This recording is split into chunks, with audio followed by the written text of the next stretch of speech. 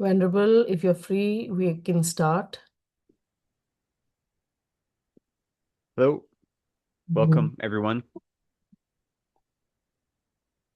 Welcome. Thank you, Venerable. Please be seated, everyone. And welcome to Venerable Gyalten Lekden from Seraje, who's right now at Seraje Monastic University. And Venerable Lekden is our regular teacher at Choe Khor Sum Ling, for those of you who are new, who is a visiting teacher. And Venerable Lekden is studying at Seraje Monastic University for the extremely rigorous Geshe degree. And he has been very kind enough to come to our center on the weekends and teach us, though the teaching schedule is quite gruesome. And thank you so much, Venerable Legden. Today we are going to be continuing our classes on Acharya Shantideva's A Guide to Bodhisattva Way of Life. And this is for beginners and advanced students, and often recommended by His Holiness the Dalai Lama to study. So thank you all for joining in. And just a very quick note, at the end of the session, as we're all were guided very gently in the beginning of the last month, we will all stand up with joined hands and send off Venerable at the end of the teaching and make prostrations to the Buddha, the Dharma, and Sangha. Thank you. Okay, Venerable, thank you. You can start. Welcome everyone. Thank you for joining us this morning. Thank you for taking time out of your day to commit yourself to studying the Dharma, the teachings of the Buddha. As we begin, let's just take a moment to put aside whatever worldly activities we have been doing today, whatever running around we've been doing, whatever has occupied our Sunday morning. Let's go ahead and put that aside for the moment and focus very single-pointedly on our task, which is that we are here to study the teachings of the Buddha so that we might learn how to improve our own lives, to improve our minds, and to make our minds more malleable so we're able to use them more efficiently to be of service to others. So we create somewhat of a sacred space. And so since we're all in different places and we are all, you may be, I'm sitting at my desk in my bedroom, you may be in your living room, in your kitchen, wherever you may be, even though this is a place of worldly activity, take a moment to at least create for yourself a sacred space, a space that is dedicated to your spiritual practice. And so in that space, you allow all worldly distractions to fall away. And now with that, we set, before we begin our motivation, let's just also give you a little warning that I don't have the best of luck with the internet whenever I'm giving teachings. So there's a chance I may be disconnected. Any of these things may happen. And if that does happen, I'll be back. Don't worry. But just be aware that I don't have the best of luck when dealing with the internet. So we'll see. Now let's begin by setting a motivation. Do we want to record or no? Venerable, it's recording. Sorry. Oh, it is. Okay. Do you want me to share the essential prayer book, Venerable? No, that's okay.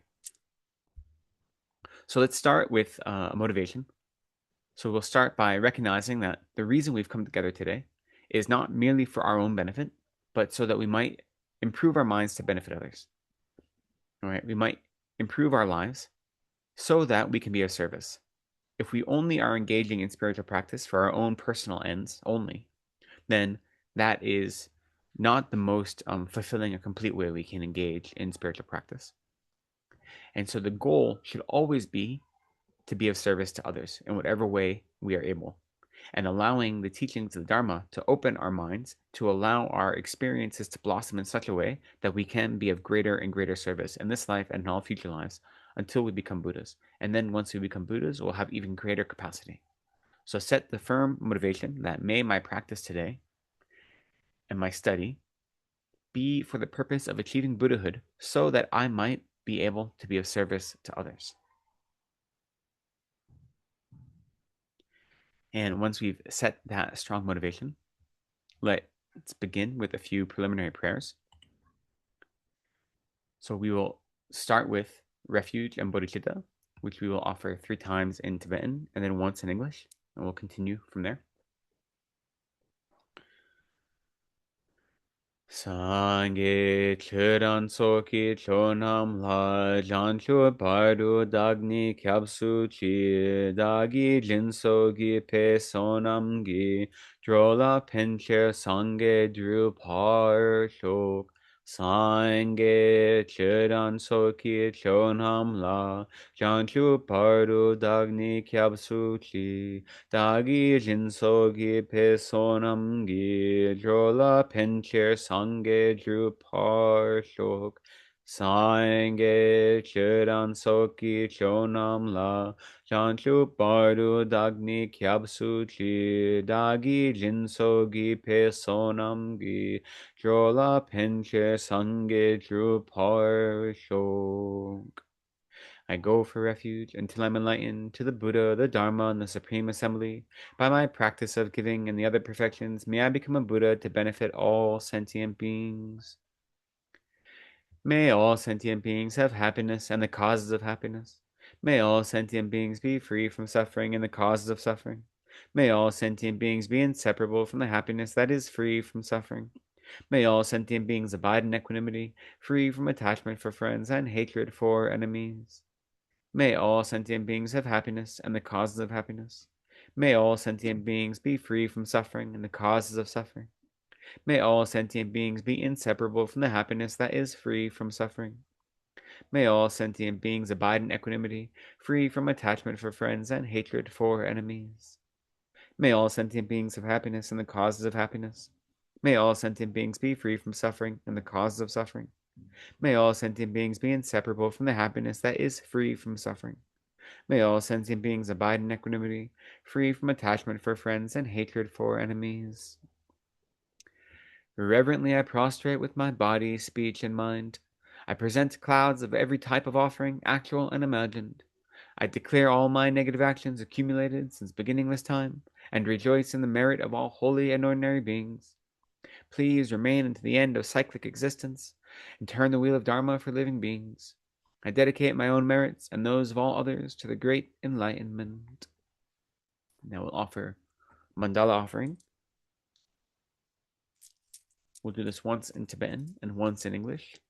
It's traditional to offer a mandala offering before a teaching session. 1, to request the teachings from the teacher, and 2, to request the blessings of all the Buddhas. So the mandala offering, mandala in this case is the entire universe. So we visualize all of the universe in whatever way it appears to us. We visualize it, and then in our mind we purify it so that the whole universe has no faults, no stains, no flaws. And then once we have this universe of purity and of pure offerings, we offer that to all the Buddhas and Bodhisattvas on behalf of all sentient beings, so they might achieve perfect bliss and happiness. So that's the visualization that accompanies this.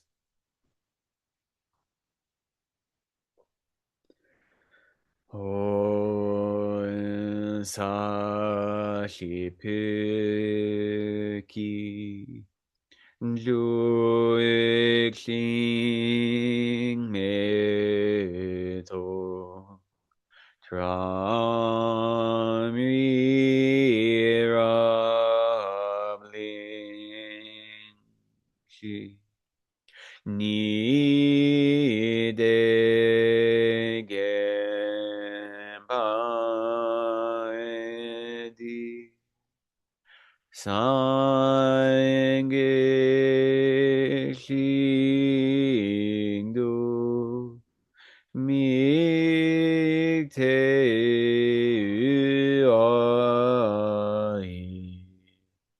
Choe Khor Sum Ling.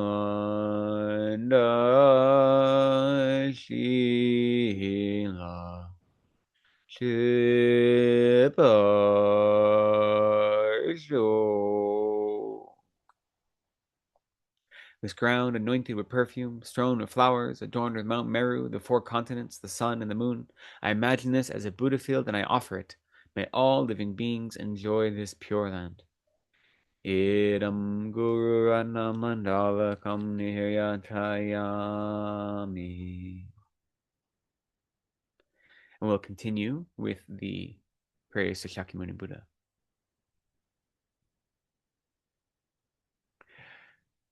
To the founder, the endowed, transcendent destroyer, the one gone beyond, the foe destroyer, the completely perfected, fully awakened being, perfect in knowledge and in good conduct, Sugata, knower of the world, supreme guide of human beings to be tamed, teacher of gods and human beings, to you, the completely and fully awakened one, the endowed, transcendent destroyer, the glorious conqueror, the subduer from the Shakya clan, I prostrate, make offerings, and go for refuge.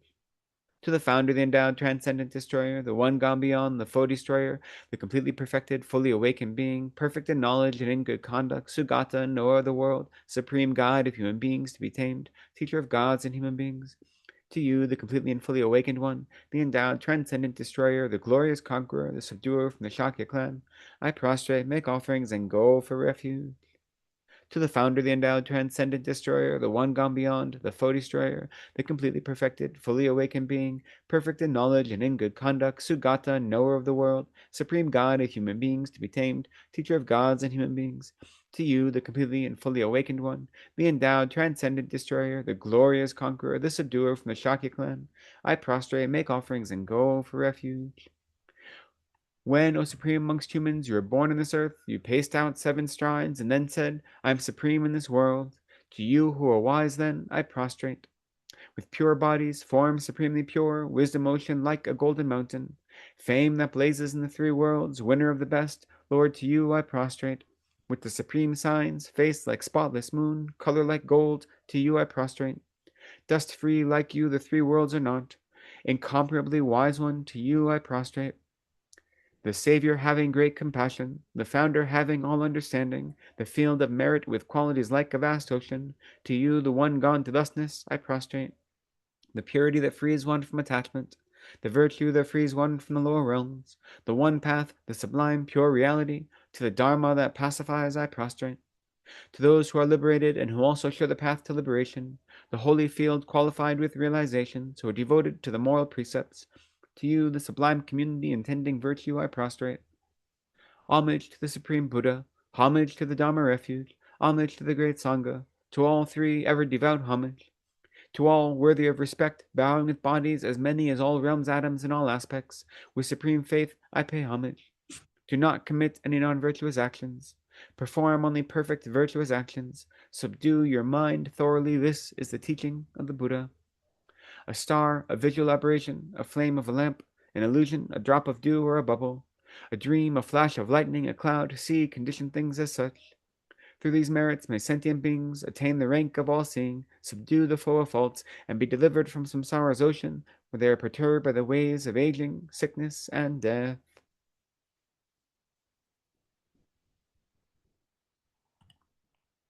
Great. Thank you so much. So again, welcome. Thank you for being here with us this morning. I'm very happy to be here to continue our discussion of the Bodhicharyavatara. In general, our Sunday morning classes are meant to be inclusive for all levels of experience. And so because of that, you're free to ask questions at any time. I believe a copy of the text has been shared in the chat, so you can make sure you have a copy of it. The text I don't think is going to be put on screen because for various reasons, but for technological reasons, basically. But there is a copy that you can have. If at any time you have questions, feel free to interrupt me and ask them. I don't always have an eye to the chat, so I may not see you if you ask a question in the chat. So you can go ahead and interrupt, and that's fine. If it's not a good time for a question, I'll let you know, and then we'll save it to the end when there will be time for questions at the end as well. But if you need to ask a question, if I say something that's not clear or there is a burning doubt that you have, feel free to ask them. That's okay. The whole point of our classes, especially on Sunday, is to encourage us all to be able to experience the Dharma in a meaningful way, to have it transform our lives. And so if you're filled with doubts or you don't understand something I say, then definitely you should ask, right? Because otherwise, what's the point? The goal of our practice is to become Buddha in order to benefit other sentient beings. We always start our practice with a motivation like that, and we say that we should try to bring compassion, which is the wish for sentient beings to be free from suffering and the cause of suffering, to have compassion, and bodhicitta, which is the wish to become Buddha, to benefit others. Have that be our motivation for everything we do, right? So we should always be focusing on others, not ourselves. However, if we aren't experiencing benefits in our own life due to our practice, then we need to adjust. Because even though our goal, our ultimate goal, is always going to be to benefit others, to prioritize others' needs above our own, the practice of the Dharma is one that should bring us joy as well. We should be experiencing more contentment, more calm, more clarity. And when we experience suffering, we shouldn't be as overwhelmed by it. So the practice of Dharma, even though it is done with a Mahayana motivation, and even though we're constantly trying to prioritize the needs of others over our own, we should be experiencing joy and contentment and happiness as well. So if we don't feel a shift in our own lives, then it means we need to readjust our practice, right? And there are different ways to do that. Now, the beauty of the Dharma is that when you focus on others and when you commit yourself to being a service to others, then generally your own life is improved as a byproduct, right? So when you're not trying just to get me, my, when you're not searching for your own happiness, but you're actually trying to create happiness for others, to remove their suffering, then you recognize slowly that your own life has become more peaceful, more calm. You're not as tense. You don't have as much anxiety because you're not so worried about your own needs. That isn't to say ignore yourself. That isn't to say that you should let yourself fall into poverty or into disrepair, not take care of your health. No, we need to take care of our own lives in a worldly sense and as well as our own bodies. But we do so with the mindset that this is a tool I'm using. This is an opportunity I'm taking advantage of to be of service to others. That's the way I achieve Buddhahood. That's the way I can make my life meaningful, is to be of service to others. But so it is useful to look at your own life experience and say, since I have begun practicing, whatever form that may take, does my life feel more content? Does it feel like I'm moving towards something? Do I feel a change? Or am I still overwhelmed all the time? Do I feel like this practice is making my life more difficult in some way? Am I experiencing greater unhappiness because I'm not focused on my own happiness? So therefore, am I feeling distress? It's worth asking ourselves these questions, right? As we look at our practice. And if you're feeling that there is more distress from your practice, then we need to think about how to rearrange your practice. Because the practice of dedicating oneself to others brings about, or should be bringing about, joy, comfort, happiness, contentment and peace and serenity. So it's okay to look at your own life experience and your worldly happiness and to see what is happening as a result to your practice. It's an appropriate thing to do. It can feel like it goes against the grain of the Mahayana tradition, since everything we're doing is supposed to be for the benefit of others. But it's okay to look at our own lives as well, because we should be experiencing joy. Dharma practice should bring about joy in our lives. And the more we engage in a spiritual practice, the closer to the surface that joy should be. We should be able to experience joy and contentment all the time with everything we do in any circumstance. And no matter how difficult the external circumstances may be, we may recognize that difficulty. We may experience sorrow regarding whether it be physical circumstances or difficult social circumstances, but that doesn't overwhelm us, right? We still have the capacity for joy in the face of difficult circumstances. And if our practice isn't bringing us to a place of joy, then we definitely need to rearrange our practice. But the thing about spiritual practice is it's not immediate. I wish it was. It'd be much easier if you could just read a teaching and then understand it right away and put it into practice. Now, we might be inspired. We might have moments where things fall into place and it feels like a light bulb moment. And when those happen, those are wonderful, but those aren't trustworthy, which is to say they're not reliable. They're not stable, I definitely have had those moments. When I first started studying Buddhism, I was studying it at university, taking an introductory course that was an academic course. I didn't attend a Dharma center or anything like this. I was a religion major, and I ended up taking Intro to Buddhism. And when I started studying it academically, all of a sudden everything clicked that this is right for me. I felt like I was coming home to something. So I had this moment that was really inspirational.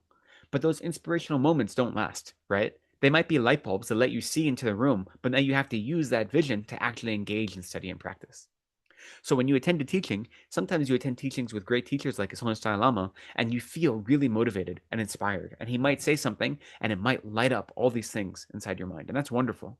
That's not how realizations happen, though. Those are momentary opportunities to see beyond our own deluded mind. So we should rejoice in those and use those to motivate us, because the path of a spiritual practice and the path of Dharma, it is gradual, right? And first, we need to tame our minds. That's what we say. The first thing we have to do is to tame our minds. We have to cultivate contentment. We can't be under the control of our delusions, and so forth. These are all the things we say. Saying those things and actually practicing them aren't the same thing. It's different beasts. So we have to recognize the goal of practice and recognize the steps we need to take to achieve that goal, right? So in one sense, we say the first step is to honestly and critically assess how our actions are informed by our emotional life or our delusional minds, instead of how our actions are informed by calm and rational minds.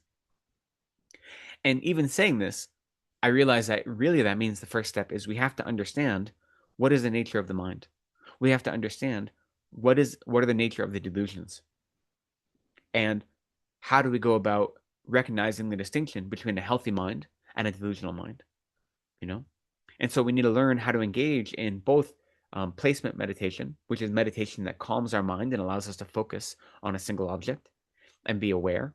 And we have to also practice analytical meditation, which allows us to analyze different topics to develop a firm view that isn't shakable on those topics, right? And using those tools, then we can observe our actions. Then we can observe our mind as we go about our daily life. And we can see, are we being motivated by an actual sense of altruism or of love or compassion?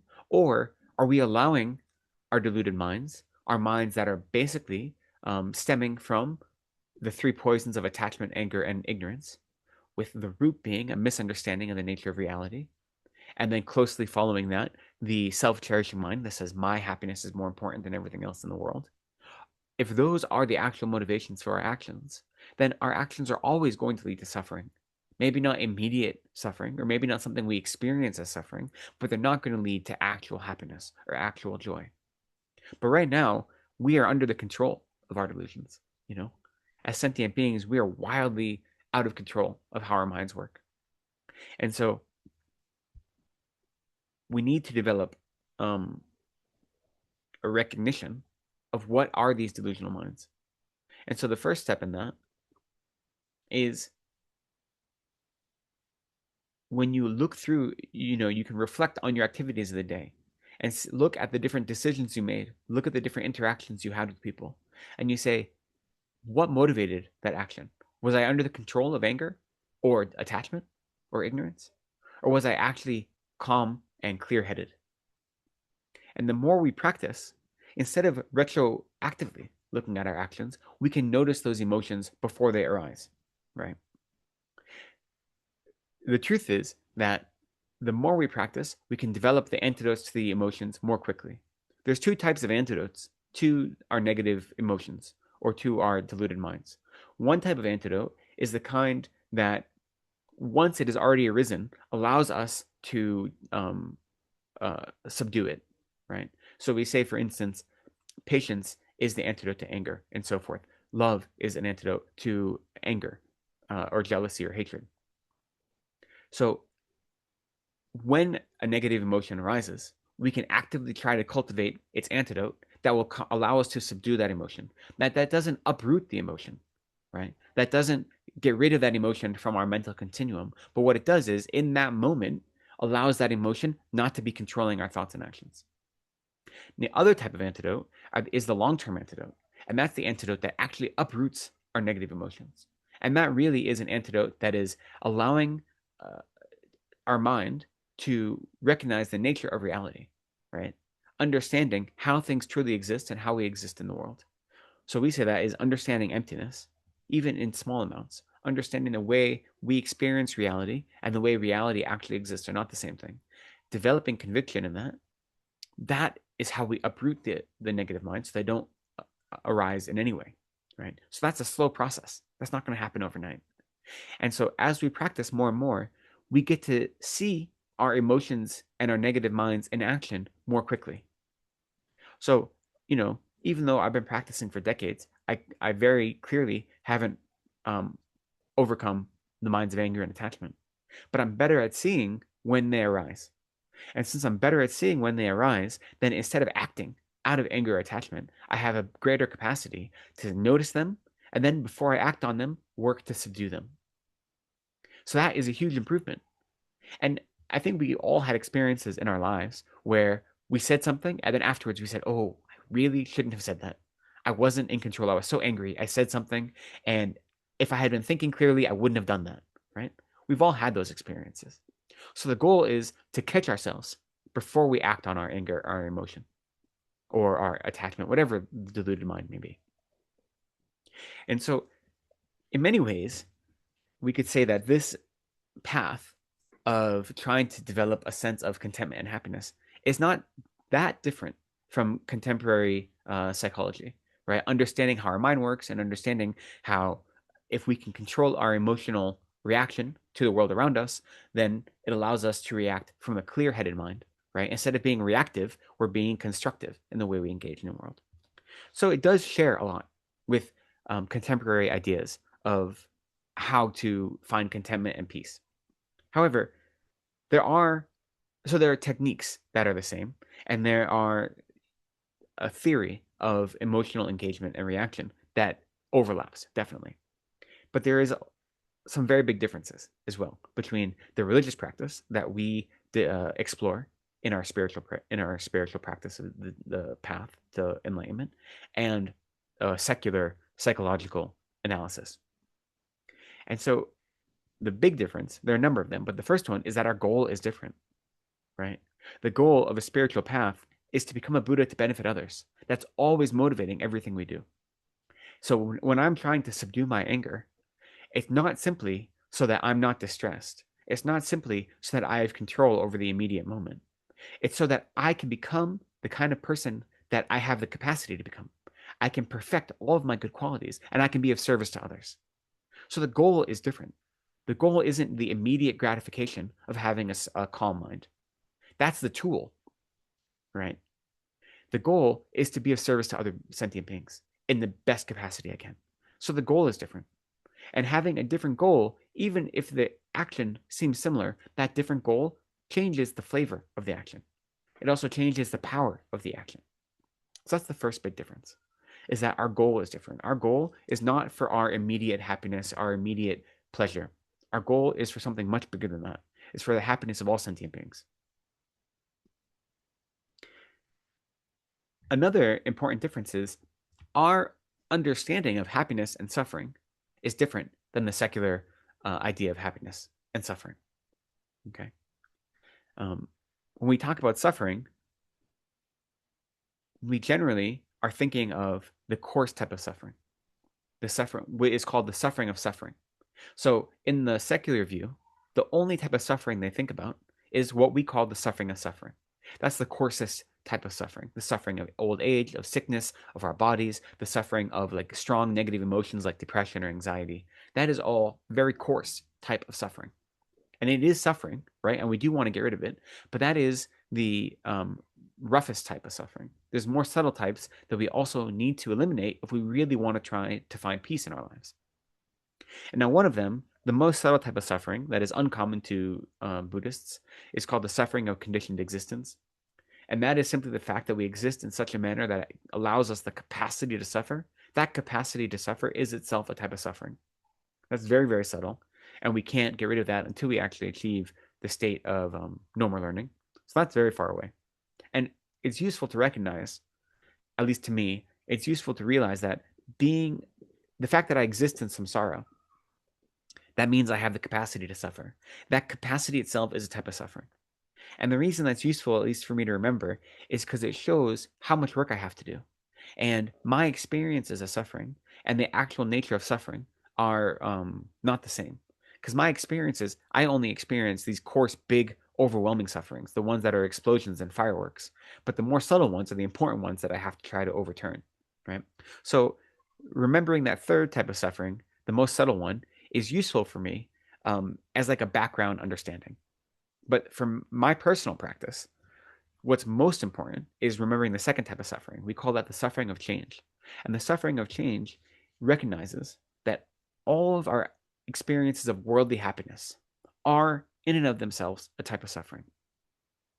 Now, that sounds depressing, but if we think about it rationally, what it means is all of these moments that we label, or the secular world labels as happiness, all they are transitions from one type of suffering to a different type of suffering. Okay. And so the common example they give is if you're experiencing the suffering of heat and you jump into a cold lake or a cold pool, then in that moment, that escape from the suffering of heat, it feels like pleasure, right? But what it really is you're trading the suffering for heat for the suffering for cold. And due to your circumstances, that transference or that transformation feels like pleasure, but it isn't actual pleasure. It is just trading one suffering for another. And if we grab on to that suffering of cold as if it were actual happiness, then we're bound to be disappointed because it's not happiness. Now, it's appropriate for us to recognize that worldly happiness and appreciate it. That says, I was overwhelmed by heat. Now I'm not overwhelmed anymore. I've relieved myself of that great suffering. And I am feeling happy and calm and blissful in the pool, in the lake, on the beach, whatever it may be. It's appropriate to experience worldly happiness and appreciate it, to find joy in it, but we have to remember it is not real happiness. It's constantly changing. It isn't permanent. We can't grab onto it and hold onto it as if it were real, right? We have to recognize it as permanent, as impermanent, as constantly in flux, not something that is going to give us long-lasting, permanent happiness. And not only that, that same action or that same object that we at this moment are prescribing this pleasurable experience with, it won't always give that same experience, right? If we go jump into that same lake when it's freezing cold outside, then that lake is going to make us feel even more cold and become very distressful. Or the example that Lama Yeshe likes to give is if we think that chocolate cake is our happiness, then the more chocolate cake we eat, the happier we should be. Yet we know that's not the case, right? We know that the more we engage in this experience that at one point causes us the sensation of pleasure, if we keep doing it, it'll become discomfort. If it were real happiness, it would never cause discomfort. It would only be pleasure, pleasure all the way down. So that, I think, is the most important type of suffering that we have to think about. And it's not one that the secular world thinks about. The secular world is focused on worldly happiness. The secular world says this happiness right now, this is what your goal is. And we say, it's good to have that happiness now, but that isn't the goal. If we hold on to that as if it were the goal, we're always going to be disappointed. And not only that, we're short selling ourselves. We're not making the most use of our potential. So that's another big difference between the secular psychology and Buddhist psychology, right? That even though we may be looking at the emotions in a similar way and engaging in similar practices to help subdue our emotions, we're doing it with the intent to become Buddhist to benefit others, and we're doing it with the recognition that any temporary happiness we experience right now, any relief from the coarse suffering we experience right now, is not real happiness. It is just a temporary happiness that is itself a type of suffering. It's the suffering of change. And the real goal was to eliminate even that suffering so that we can have a happiness that is long lasting, that doesn't change, right? We can be fulfilled in such a way that we never experience sorrow. And that only comes when we abandon samsara. So not only is the goal different, our understanding of what is happiness and what is suffering and how to relate to those two things is wildly different. And in that same vein, where does suffering come from? Our understanding of the cause of suffering is different than a secular psychological approach, right? We say that all of our suffering comes from my own mind. And in the same way, all of my joy comes from my mind. Now, that isn't to say that external circumstances, whether it be the environment or the people in the environment, are not conditions that bring about my suffering. That's definitely true. And that isn't to say that things like sickness and old age and my physical body will experience the coarse suffering of suffering, whether or not I bring it about intentionally with my mind or not. That's also true. But those types of suffering,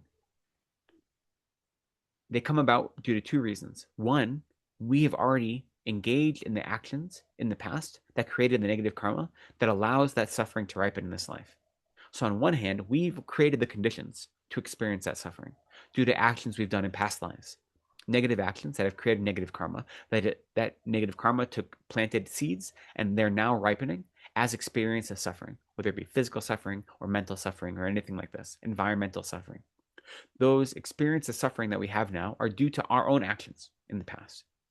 But more important than that, especially when we're just beginning to try to understand and engage with the spiritual life, more important than that is we may experience the conditions that bring about suffering.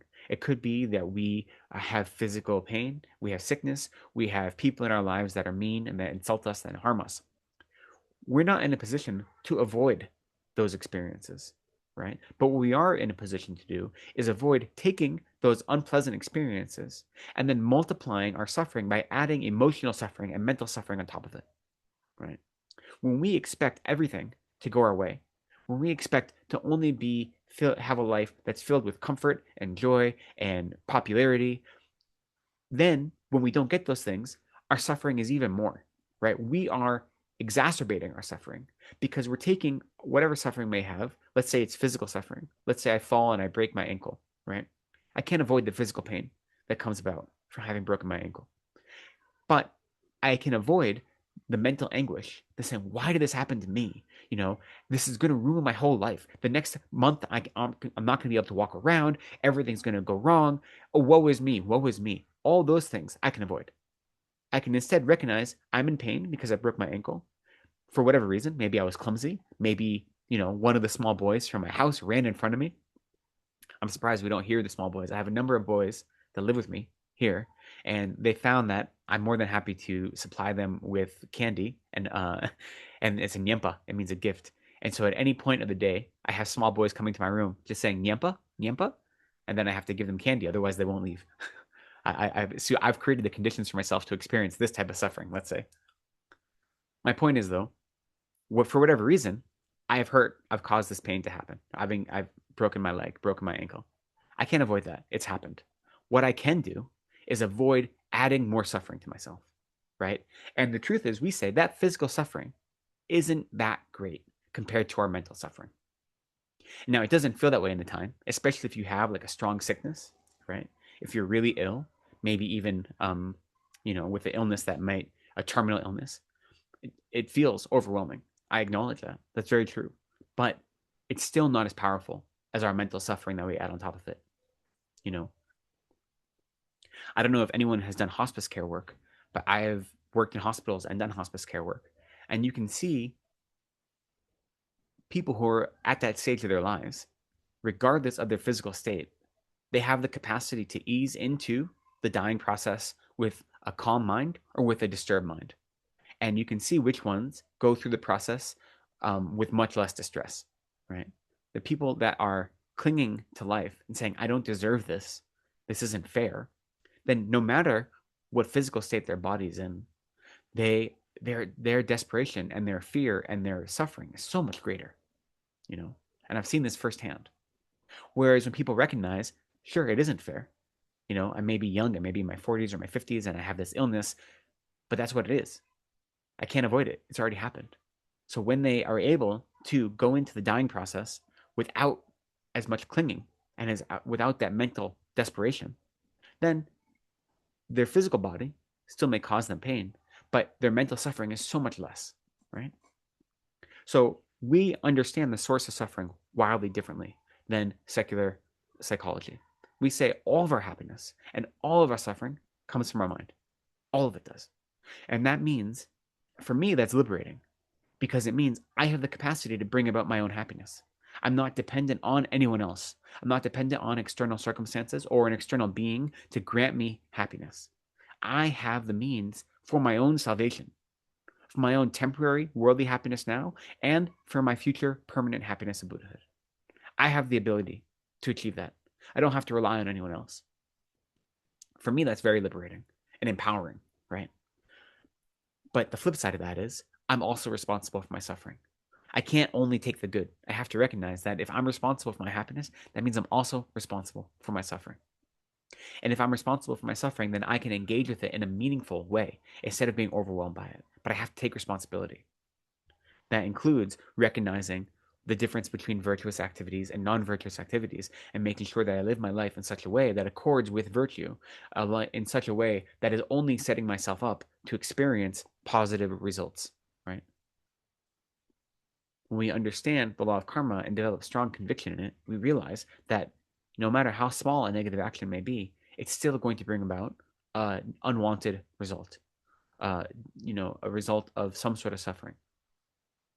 So we have to recognize that we have that power and responsibility to lay the seeds for our own happiness or our own suffering. And whatever is ripening in this life due to actions we've done in the past, we have the strength and capacity to engage with it in such a way that we can allow it to create more happiness or more suffering for ourselves, right? And then lastly, another big difference is that what we think of as harmful or deluded minds and what we think of as valid or helpful minds are different than in what many secular psychological modes suggest, right? And so I won't go through all of the deluded minds, but we can say safely any mind that is focused on worldly happiness and any mind that is focused on my happiness alone, any mind that comes from the self-cherishing mind, that is not going to bring about actual happiness. It's only going to bring about suffering. When we talk about the self-cherishing mind, the mind that says, I'm more important than you, my happiness is more important than you, my pleasure, my popularity, my profit, these are more important than yours. Am I avoiding the opposite of those things? That is the actual enemy, we say. All the external enemies in the world, all they can do is harm our body, which we might have a lot of attachment to in this life, but ultimately, it's a very small type of harm that any external enemy can cause. Because they might be able to kill me and end my life right now. But if I allow myself to become friendly with the inner enemy, with the self-cherishing mind, then what I'm really doing is I'm creating the conditions for more and more suffering over and over and over again for countless lives in the future, right? So the self-cherishing mind is the real enemy because it's not harming me only in this life. It is setting me up to be harmed over and over again in the future, again and again and again. And so having an understanding of what is a healthy mind that we should be cultivating and what is an unhealthy mind that is only going to lead to suffering, this understanding is different according to Buddhist psychology and Buddhist spiritual practice than it is to secular psychology. So I think there's a place in our lives, definitely, for secular psychology. As Buddhist practitioners, I think it's helpful, right? I don't think we should ignore it. But I also think that we should recognize that the Buddhist spiritual path is not the same thing. And so we have to try to find a way to integrate worldly experience, worldly knowledge with spiritual experience and spiritual knowledge, okay? And it's possible to integrate those two parts of our life. 100% it's possible. But when you're engaging in spiritual practice, it's important to recognize our goal is different than a worldly practice. Our goal is Buddhahood for the benefit of all sentient beings. Our understanding of what is suffering, what is happiness, that's different. Where suffering comes from. Suffering doesn't come from other people that are harming me. It comes from my own mind reacting to that harm in a way that multiplies it, right? So where suffering comes from and what is a healthy mind, what is an unhealthy mind. Those are all different according to our practice. And the way we go about developing conviction in that is through the study of these texts, then the contemplation of these texts, and then meditating on these texts or these teachings. Those three activities are critical for our spiritual development, right? We say study, contemplation, and meditation. So study is just learning new material, right? Or refreshing our mind on things you've already been taught. That's what it means to study something, right? The word in Tibetan and Sanskrit is to hear it, because traditionally this is an oral lineage. So when you're studying and you're having someone teach something, then you're listening. But the word to hear, it also means to study. So whenever we're engaging in spiritual study, whether it means reading a Dharma text, or whether it means attending a Dharma teaching like this, or whether it means even engaging in analytical meditation, that is a type of study, consuming new material. But then once we have that information, we have to think about it. So that is the next step of contemplation. So we have to analyze it and say, does this make sense to me? Is this logical to me? Do I understand how this information fits into my experiences of the world? Right? So we compare our own experiences to the Dharma and to the Dharma teachings. And we find a way to develop conviction in those teachings based on our experience and our relationship to the teachers that give us those teachings. So that is the act of wrestling. And in many ways, that's the most, I won't say it's the most important, but it's critical because we need to develop conviction in these ideas. Okay. And that only comes through our contemplating them. If we just read something or we have a teacher explain something and right away we say, oh, that must be true, the teacher said it, and we don't do the work of actually contemplating it, of developing our own conviction in that thing, but we trust it on blind faith, then our actual understanding or conviction is not going to be strong. It's going to be weak, right? Because we haven't done the work ourselves. Buddhism doesn't expect us to take anything on blind faith. It expects us to actually analyze all of these teachings and to say, how does this make sense in my life? And by engaging in that analysis, then we're able to develop a strong conviction that doesn't waver. Okay. Now, sometimes there is a role for faith. I know a lot of Westerners like to say there's no such thing as faith in Buddhism. That's not true. We do rely on faith a little bit, but we don't rely on blind faith, right? So even the type of faith I have to cultivate is faith due to my experience, for instance, with my teachers, that my teachers may offer me a teaching or advice or something that I don't have any experience with what they said, but I still trust that what they're saying is accurate due to my previous experience with them and due to my previous analysis of what they have taught me, right? And then by taking what they say as true, then I'm able to investigate it in a way that is not cynical, but instead is skeptical, right? The difference between skepticism and cynicism is skepticism is not accepting everything at face value, but not judging it. Instead, looking into it in a neutral way. Whereas cynicism is the idea that I'm right, and therefore anything that doesn't right away line up with how I see the world is probably incorrect. So there's ego involved in cynicism that isn't there in skepticism. So that step of contemplation is really important. It really, really is. And now sometimes when you're reading a text, right away it lights up for you, like I said, and you say, oh, this makes so much sense, right? And so sometimes that step of contemplation may not take a lot of work because you may have already done the work that lets it feel familiar. But sometimes we really have to struggle. We have to wrestle, especially with these ideas that are so foreign to us. When we're really trying to banish the self-cherishing mind, and we try to analyze how often the self-cherishing mind is infiltrating our everyday actions, so much of what we do is really to sustain the self-cherishing mind. It really is. They say if you actually are able to abandon the mind of self-cherishing, then all the worldly people around you will consider you a crazy person because your actions will be so discordant with everyday worldly actions. And so to actually work to abandon the self-cherishing mind and to look at our actions and say that isn't actually benefiting me, that's hard to do. And it does take struggle, even if you have faith, even if you have conviction, even if you've done study and you know the importance of all the stages of practice, still looking at our actual life and giving up these things that we've been clinging to, it's difficult, right? And it requires effort and conviction. But then once we've developed some level of conviction, we don't have to have complete conviction, but once we've done some contemplation and have some confidence, then we engage in the last step of meditation. So study, contemplation, meditation. What meditation is meditation is taking this topic, this new material, this thing that we have conviction in, and making it inseparable from our mind, right? So if I've developed the understanding that compassion, the wish for others to be free from suffering and all the causes of suffering, is the most important way that I can go about my life and the most powerful motivation I can use to engage in any activity. Once I've developed that conviction, now I have to actually meditate on compassion in such a way that my mind is always infused with compassion, that the mind and compassion is inseparable from my daily activities and from all the other minds that are manifest throughout my day. And that is what we do in meditation. When we meditate, we become familiar with our minds, right? Or we become familiar with whatever our object of meditation is. So once we develop an intellectual understanding through the act of contemplation, then we develop an experiential understanding through the act of meditation. And so these three actions are wildly important in our everyday life. Study, contemplation, which is to develop intellectual understanding, and then meditation, which is to develop experiential understanding.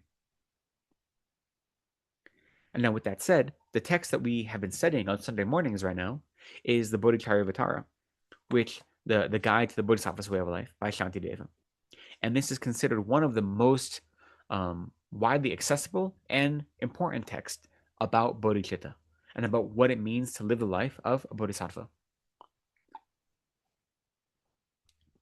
Now, bodhicitta, right, as we said, the mind of awakening, is the mind that wishes to become Buddha in order to benefit others.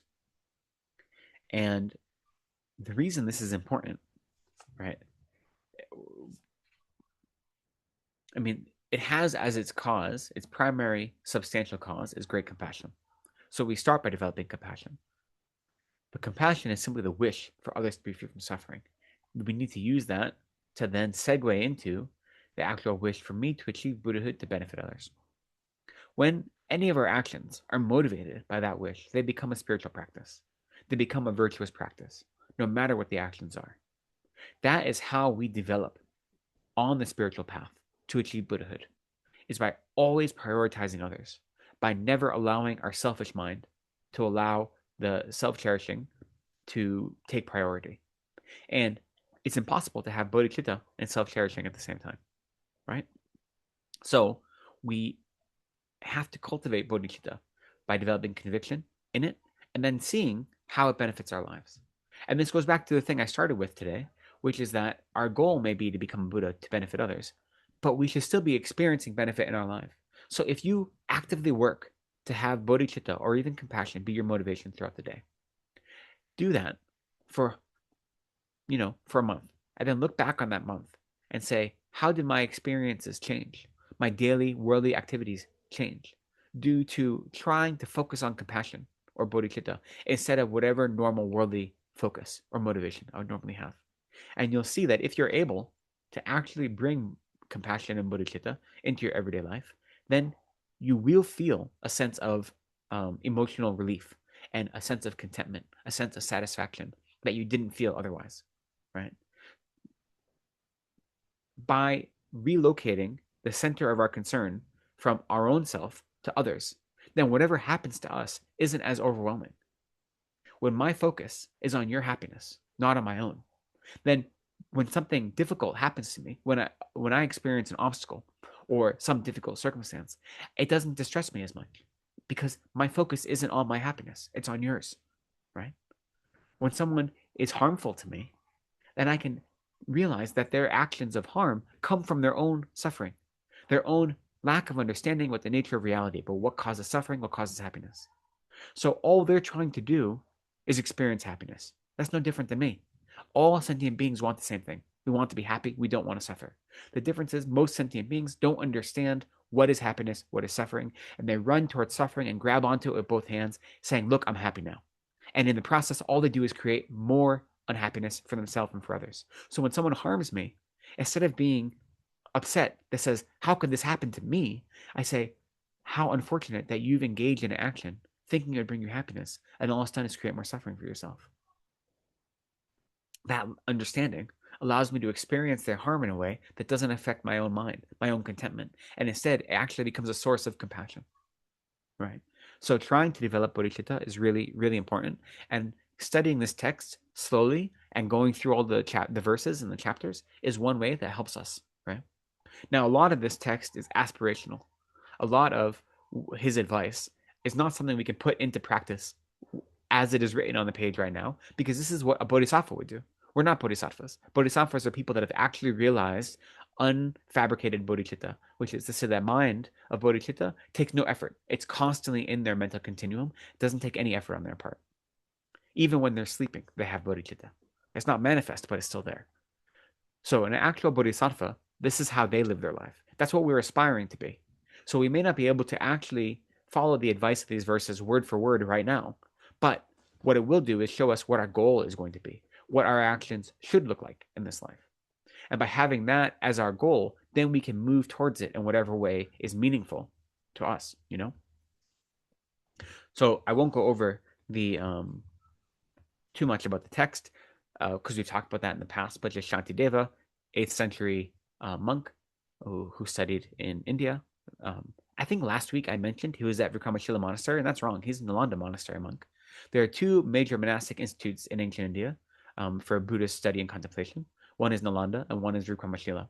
And Atisha comes from Vikramasila, and Shantideva is from Nalanda. There are other monasteries as well, but these are the two major ones that we talk about. So if I mentioned, I think I did mention last week that he was from Vikramasila, but if I did, that's incorrect. He's from Nalanda. I was thinking about it today and remembering last week.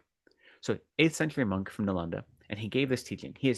There are two teachings that we have from Shantideva that have withstood the test of time, two major important teachings. This is one of them.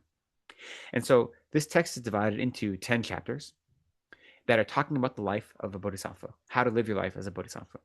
Okay, which is to say, we can look at it and we can break it up into three parts. The first one is how to actually develop bodhicitta.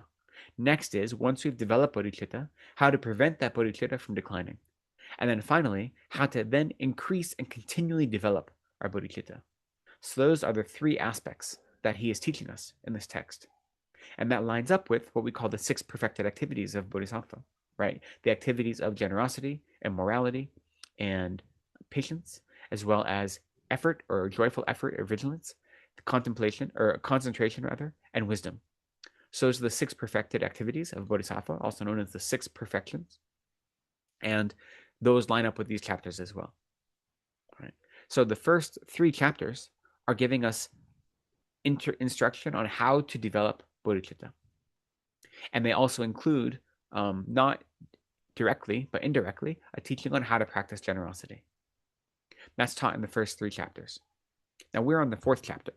The 4th and the 5th chapter, along with the 6th chapter, teach us how to protect our bodhicitta, how to make sure our bodhicitta does not degrade, right?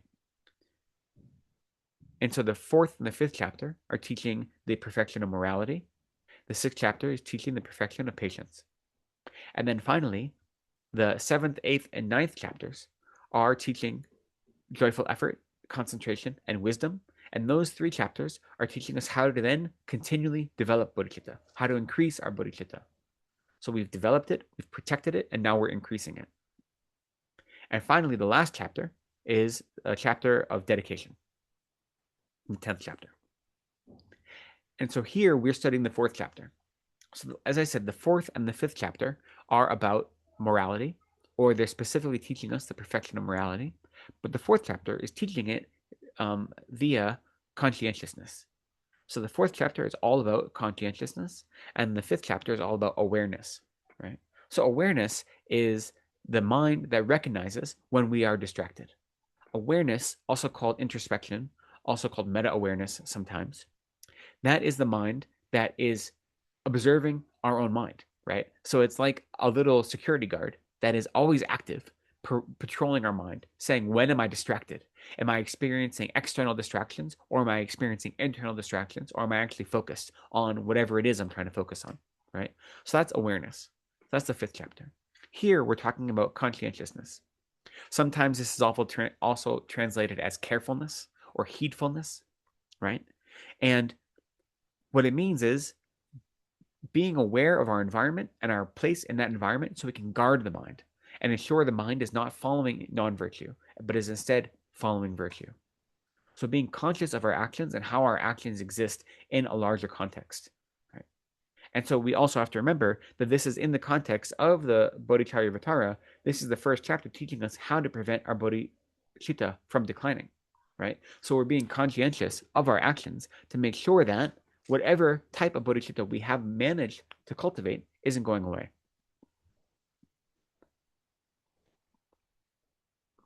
That we're not engaging in any activities that could cause that bodhicitta to decline. Now, actual bodhicitta, when you become an actual bodhisattva, it's still possible for it to decline, but only at the first kind of few moments, right? So when you achieve real bodhicitta, so we'd say that we, ordinary beings like us, we don't have bodhicitta yet. What we have is the facsimile of bodhicitta, because it takes effort.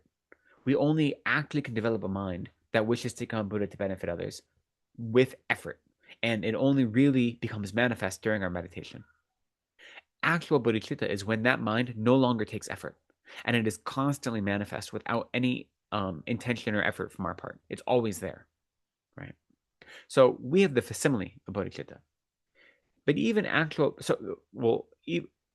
since our bodhicitta is not complete, then it's very easy for it to decline, right? It's very easy for this fabricated bodhicitta to decline because we don't even have it all the time.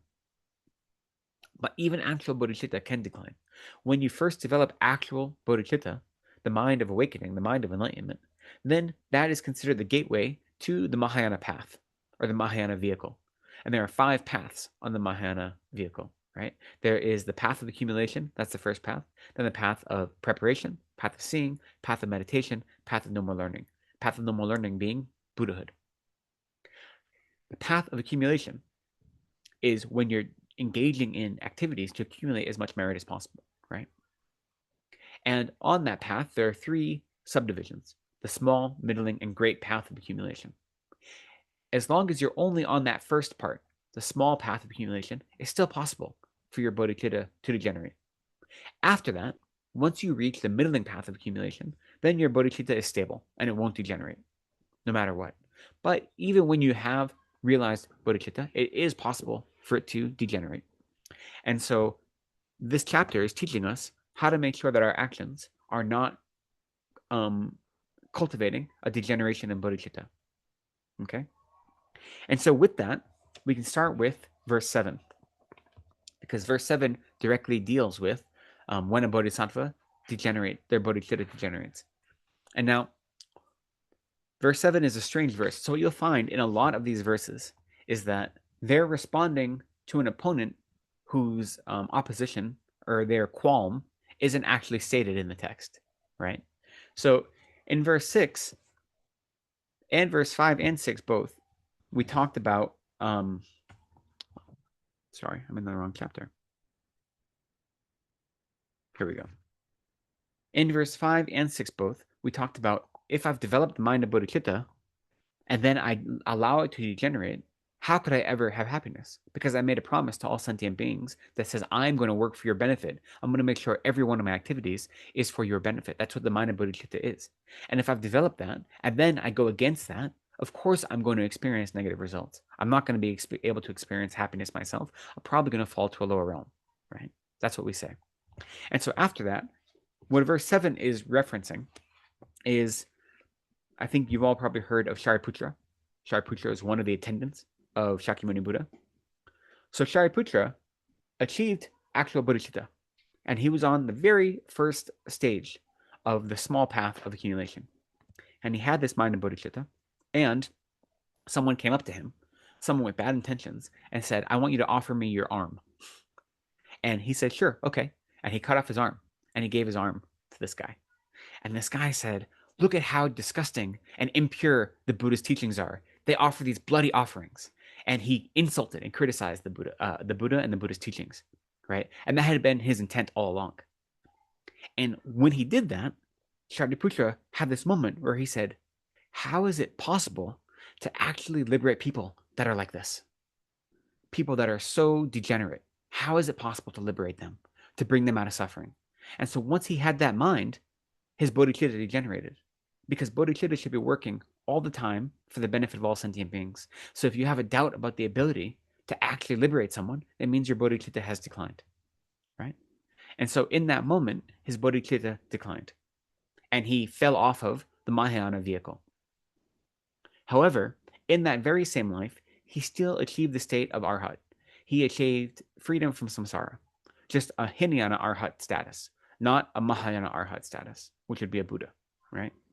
And so because of that, the opponent here is saying, you just said that if you lose bodhicitta, then you won't even take a happy rebirth. That's what we say in verse 6. Verse 6 says, if I should deceive all beings after having sincerely invited them to the unsurpassable bliss, which is to say, if I should develop bodhicitta and then I should lose it, then how shall I take a happy rebirth? So you just said that. However, here's an example of someone, Shariputra, whose bodhicitta did degenerate, and he managed to achieve freedom from samsara in that very same lifetime. And the response to that, I have to admit, is not entirely satisfying, but the response says, only the omniscient can discern the manner of the action of those who give up the awakening mind but are still freed. It is beyond the scope of ordinary thought.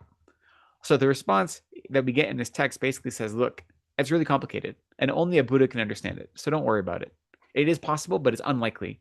And the mechanics by which you can give up bodhicitta, yet somehow still achieve freedom from samsara or moksha in this life, it's, it's not something most of us can do. And we can't understand it. Only the Buddha can. So don't worry about it too much. So I'm going to be honest, that's not a very satisfying response to me, but that's what this verse is teaching us. And that's why this verse seems very strange, but it's responding to the specific example of if you say when you give up bodhicitta, then you can't have a happy rebirth because you've engaged in this act of deception to sentient beings. How come we have an example of someone who didn't fall into that paradigm or that category? And what he's saying is, look, these, what we'd say in debate is these don't pervade, right? That it's not 100% of the time that when this happens, but generally that's what's going to happen. Depending on numerous other circumstances, practices, activities, levels of realization, then there can be exceptions. And so Shariputra losing bodhicitta, allowing his bodhicitta to degenerate, but then still achieving the status of an arhat in that same lifetime, shows that it's possible, but highly unlikely. Venerable, Yes. why did Shariputra lose his bodhisattva? So- He cut off his arm, didn't he? No. That's So not enough. No, exactly. So when we say that he allowed his bodhicitta to degenerate, it wasn't that he gave it away on purpose, right? He cut off his arm, but then when he gave it, and the person then used his offering as a way to insult the Dharma, he had the mind that said, how is it possible to liberate someone like this? So that thought, he didn't have it intentionally, but that thought was giving up bodhicitta.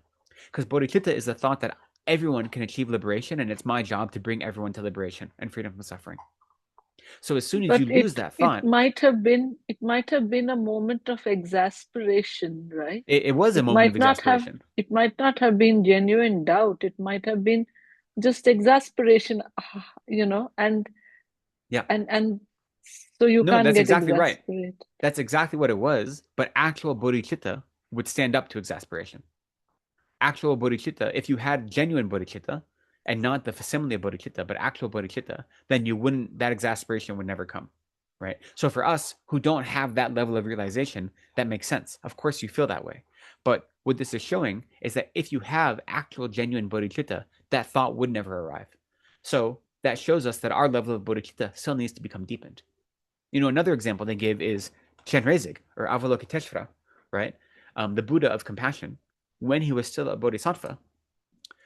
The reason we say, there are many different incarnations or manifestations of Chenrezig, right? One of the most popular ones or common ones is a 1,000-arm Chenrezig. And 1,000-arm Chenrezig also has 11 faces.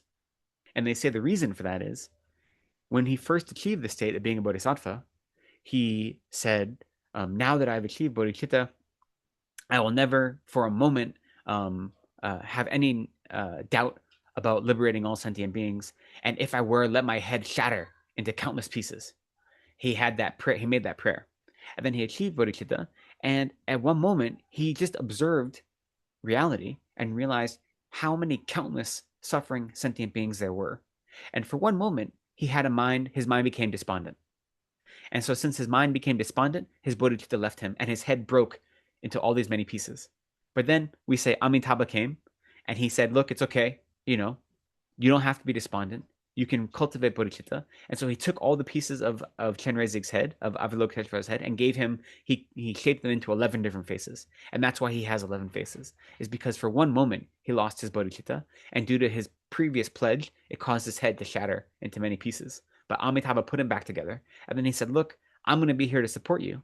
So when you see an image of a 1,000-armed Chenrezig, on top of the top head, there's a small Amitabha head as well. That little red face, that's Amitabha, who is, the Buddha of endless light, the Buddha of endless life as well. Amitabha, Amitayus is the same Buddha, who came to Chenrezig's aid when he had a moment of doubt.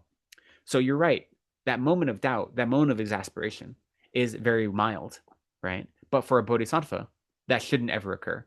Your actual bodhicitta will be more powerful than that, no matter how difficult the circumstances are. And to be honest, yeah. Sorry. So just going ahead with what Madhvi said. So, actually, when we talk about the ultimate bodhicitta, we are saying the Bodhisattva, the eighth bhumi realizes direct realization of emptiness, right? So is Hmm. that the stage where the bodhicitta will not decline? In earlier stages is No, no, where no, we no, are saying it's a conventional bodhicitta? no, no, no, no, no. So, Yeah. um, the first stage, the first Bodhisattva Bhumi, has Yeah. ultimate bodhicitta, not the eighth, the first stage. So, ultimate bodhicitta Oh, is the direct realization of emptiness yeah. that is Yeah. conjoined with bodhicitta in the continuum of a bodhisattva or of a Oh, Mahayana arhat. And that happens when you achieve the path of seeing, which is the third path, when your oh, understanding of emptiness goes from being conceptual to being direct. And so that's the first bhumi. And that is when you achieve ultimate bodhicitta, right? So ultimate bodhicitta is not actual bodhicitta. It's the real direct realization of emptiness that is simultaneous with conventional bodhicitta. Now, the eighth bhumi, when you achieve the eighth bhumi, is when you've yeah. eliminated all of your afflicted emotions and the seeds of the Yeah. afflictions, right? So that's different. The first bhumi is when you actually achieve ultimate bodhicitta. Now, when your bodhicitta, your conventional bodhicitta, what we're Yeah. calling bodhicitta, is actually also described as conventional bodhicitta. When Yeah. that is unable to decline, that's far earlier than that. So of the five paths, you have the path of accumulation, which is the first path, and then the path of Path preparation, of path of seeing, seeing, path of path of meditation, meditation, and path of and no no more more so. learning. So the path of accumulation, the very first path, is then subdivided into three: small, middle, and great. The small path of accumulation, when you're on that part, that is when your bodhicitta is able to actually decline and degenerate. But once you achieve the middling path of accumulation, then it's impossible for your bodhicitta to decline. So it's far So I before you always thought reach, it was the eighth bhumi that it is the ultimate bodhicitta when you directly realize it, the path of seeing. yeah, the path of seeing, but that's the first bhumi, not the eighth, right? So the first bhumi you achieve when you achieve the path of seeing, and then the second through 10th bhumis are all on the path of Path meditation. of meditation. Yeah, it's a good question though. A lot of Thank time you. we have a lot of terms that overlap, so it's good to have clarification with that.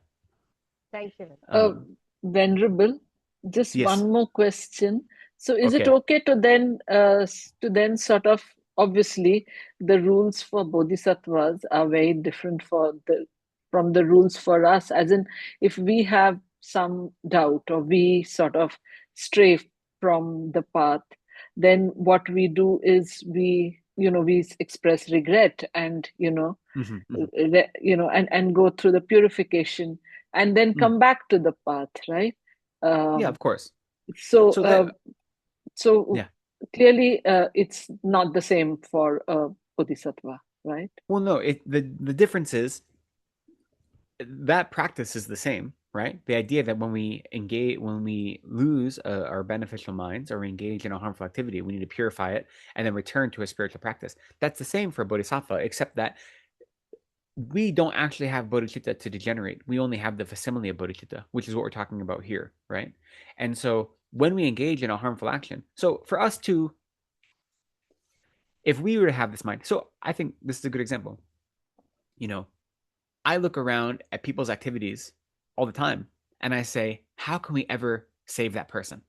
That person seems so far gone. How can we ever bring them about away from causing harm, away from causing suffering? How is that possible? Right?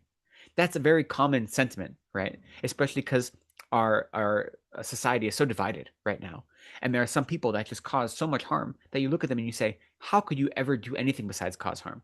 And I know that in a political sense, I know people who people have given up on. Like I know people that have cut off communication with their family members because they say you're not savable. It doesn't matter. All you do is cause harm to me and all you do is cause harm to others. Like that's happened, right? So that seems like a very common sentiment right now. And it's understandable from a worldly perspective. But from a spiritual perspective, we have to develop the conviction that every single sentient being is deserving of happiness. They deserve to be free from suffering. They have the capacity to become Buddhas, and it is our responsibility to lead them to the state of Buddhahood. And when we have that doubt, when we don't have that conviction, it means we're not actually developing complete bodhicitta, but partial bodhicitta, right? And so it's hard. It's really, really hard. That's kind of the point, is that it's not easy. But when you have actual bodhicitta, then it would be easy. It would be instantaneous. So for us, to not develop bodhicitta towards people that are difficult isn't a downfall. It's just not on the path of Buddhahood. It's partial bodhicitta, right? Whereas when you actually have bodhicitta and then you allow yourself to have these moments of exasperation or doubt, which again could only occur in the very first stage after realizing complete bodhicitta, actual bodhicitta. But if you have that exasperation or doubt, then it means your bodhicitta is degenerated, right? Let's move on because we keep talking about this a little bit more. This continues in further in the verses that Venerable, a continue. hand has been raised. Okay, Kalsangla has a question. sure, go ahead.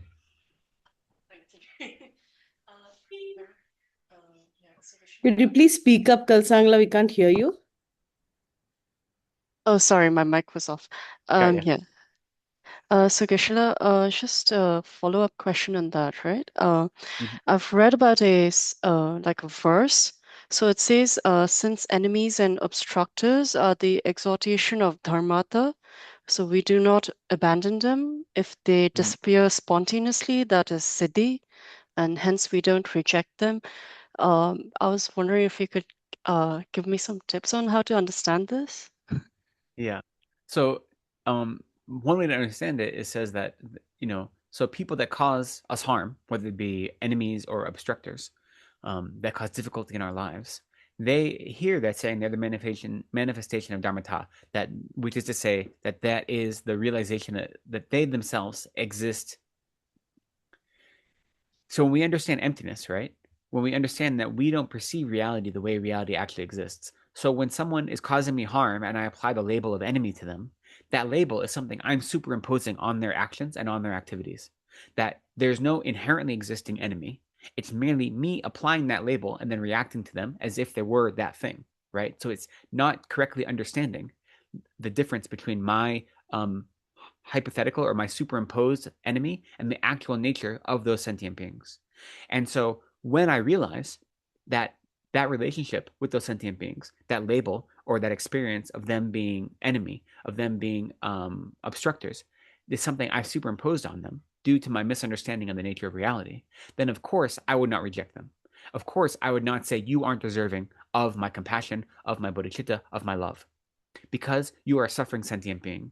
And this label of enemy, this experience of you causing me harm or being an obstructor, is something that I am superimposing due to my own deluded mind. And so when I realize that there is no inherently existing enemy, then that realization helps me take all sentient beings within my embrace and not give up on them. And not say, even though you cause me harm, I'm not going to wish for your happiness. I'm not going to do everything I can in my power to bring about your freedom from suffering. Right. So that's what that verse is pointing to. Okay. So can we also look at it this way that perhaps this might be a bit simpler as well? That if there were no enemies, so if everyone around us was very good, then there wouldn't be an opportunity to practice as such, right? Since everything We is so good around you. So, but then if we do, can we look at it this way, or would that also be again labeling someone as an enemy? no. So two different things. So that verse specifically says you are the manifestation of dharmata, which is why I brought up that interpretation, that understanding. But it is appropriate to realize, like I said, we're not pretending that we don't experience discomfort in our life and that there are people that are seeking or that cause us harm, right? Like we're not pretending that they don't exist. We're just not allowing that to affect our mind. So there are people that could insult us, that could cause us harm, that could try to make our life more difficult. And labeling them as an enemy isn't useful, but we can recognize whatever actions they're doing are opportunities for us to practice patience and to develop compassion in response to their harm and so forth. So, as what you're saying here is correct. That is not how I would interpret the verse you referenced, but Okay. it is also a correct way to navigate what it means to live a life that is pervaded by different types of suffering and people that are actively trying to cause you harm. You know, there are some teachers, like Atisha said when he got to Tibet, he had one attendant who followed him around who was very who was very kind of sour and was always criticizing and like being a pain in the butt basically. And some of the other attendants said like, why do you let this person like follow you around? All he is like, he's a jerk. And he's like, yeah, well, if I didn't have him, how could I practice patience? All you do is you like treat me so well that you never give me an opportunity to practice patience, so I need the opportunity, so I need this guy. So what you said is correct. Both of those are different ways to navigate what it means to live in a world where we experience external harm. One is to recognize that those beings that are causing us harm themselves are suffering, that the label of enemy or obstructor is something that we have fabricated, but also that if we didn't experience harm in that way, it would be much more difficult for us to generate minds of, or to actively practice minds of patience and so forth. So that's why we often look at the people that cause us harm with gratitude, because without them, it would be very difficult to progress on the path, right? Okay. Yeah. So if we want to continue with the next verse, wow, okay. So the next verse is verse 8, right? And so this is then commenting on what we just said. We just had the doubt, if you give up bodhicitta, then you'll definitely be reborn in a lower realm. And maybe there are exceptions, such as Shariputra, and only a Buddha can understand those exceptions. That's what we've had in the last couple of verses. So now we say this for a bodhisattva, which is to say to give up bodhicitta. For a bodhisattva, that is the heaviest of all downfalls. For should it ever happen, the welfare of all will be weakened, right? So if we think about the activities of a bodhisattva, the heaviest of downfalls for them is to actually give up their bodhicitta. Now, for those of you that have taken bodhisattva vows, you'll know that there are 18 root bodhisattva vows, and then there are 46 secondary vows. And of those 18 vows, the final one is to never abandon bodhicitta, and that's the heaviest and most important. And not only that, of those 18 vows, to completely abandon a bodhisattva vow, it has to have 4 conditions, right? It has to have the condition that you know what you're doing is wrong, that you're breaking a vow, that you have to do it without the thought that you want to abandon such harmful activity. You have to actually take joy in that action you did, or have some sort of satisfaction. And you have to have no shame or consideration for others that what you did was a negative action, therefore it shouldn't be repeated. So those 4 conditions, if they're not met, you don't break a bodhisattva vow completely. You only break it partially. However, that those 4 conditions aren't necessary for the final bodhisattva vow, which is the vow of never allowing your bodhicitta to degenerate. There's another one as well, never holding on to a wrong view, specifically the wrong view that the 3 jewels aren't the authentic sources of refuge, and that the nature of reality is other than as taught by the Buddha. So those 2 vows don't require the 4 conditions in order to be completely broken. And so for a bodhisattva to allow their bodhicitta to degenerate, that's the heaviest of all of the bodhisattva downfalls.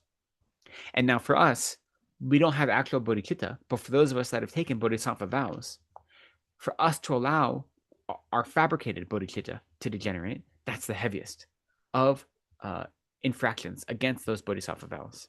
So when we have those moments where we look at sentient beings and say, how is it possible to save them? All they do is cause harm. Or why should I save them? All they do is cause harm. Why should I love these people that are so harmful? Those minds, that is the greatest infraction we can have against our bodhisattva vows. And it is so heavy that it doesn't require all 4 conditions that are normally necessary for a complete bodhisattva downfall. All it requires is that thought itself, And it doesn't have to be that I'm actively giving up bodhicitta, right? No one would actively give up bodhicitta. But even the thought, this moment of desperation or of frustration, that itself is giving up bodhicitta. Now, luckily for us, we can repair our bodhisattva vows, right? When we notice that we have given up the bodhicitta, or we've, in any other way, incurred an infraction, it's very easy to repair our bodhisattva vows. So for those of us that have taken bodhisattva vows, we should renew our vows every single day. We should renew our vows every day by reciting bodhisattva prayers, different prayers.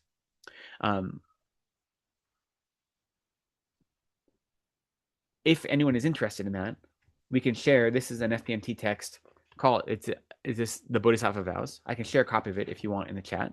And that talks about all 18 of the vows, and it talks about all 46 secondary vows as well.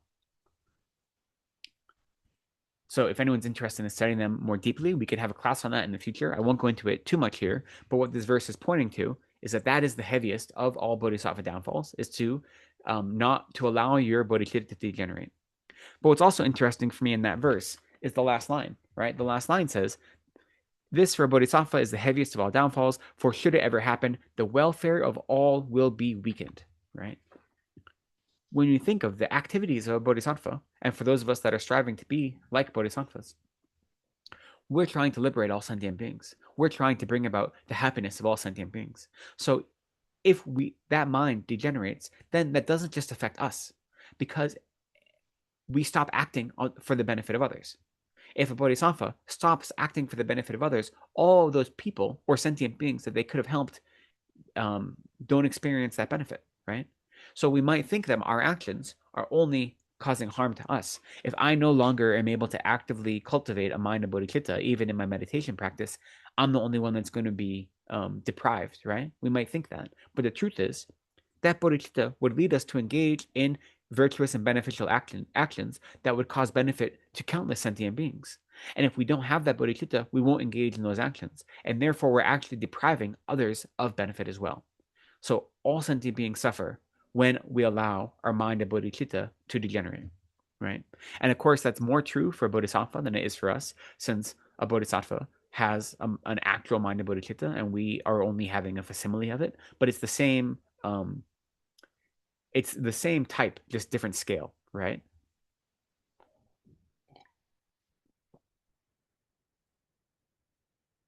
And continuing in this vein, the verses are continuing in this, where it says,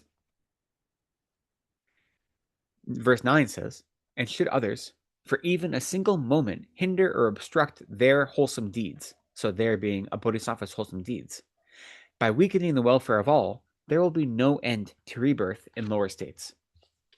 So this is reminding us that anything we do that could cause a bodhisattva to not be able to engage in their active benefit for other sentient beings, that is also causing harm to others.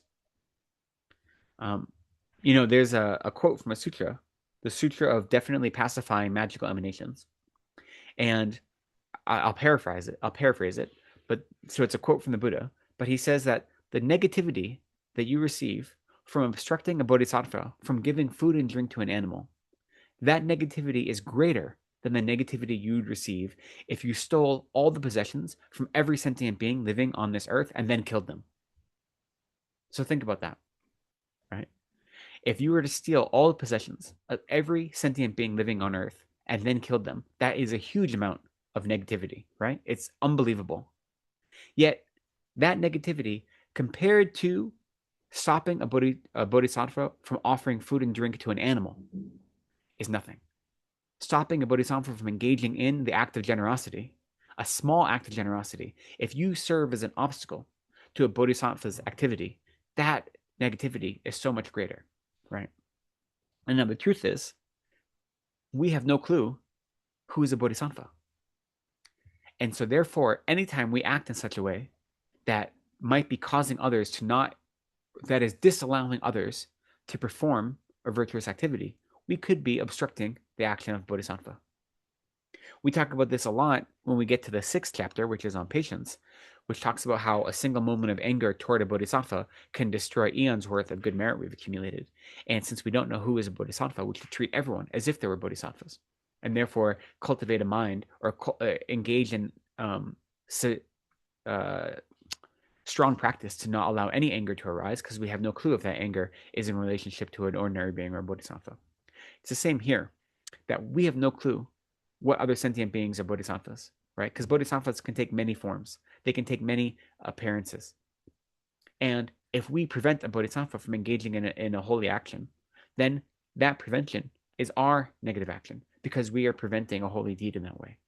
So it's incumbent upon us to act with care and to not serve as obstacles to others' spiritual practice, whether they're bodhisattvas or not, right?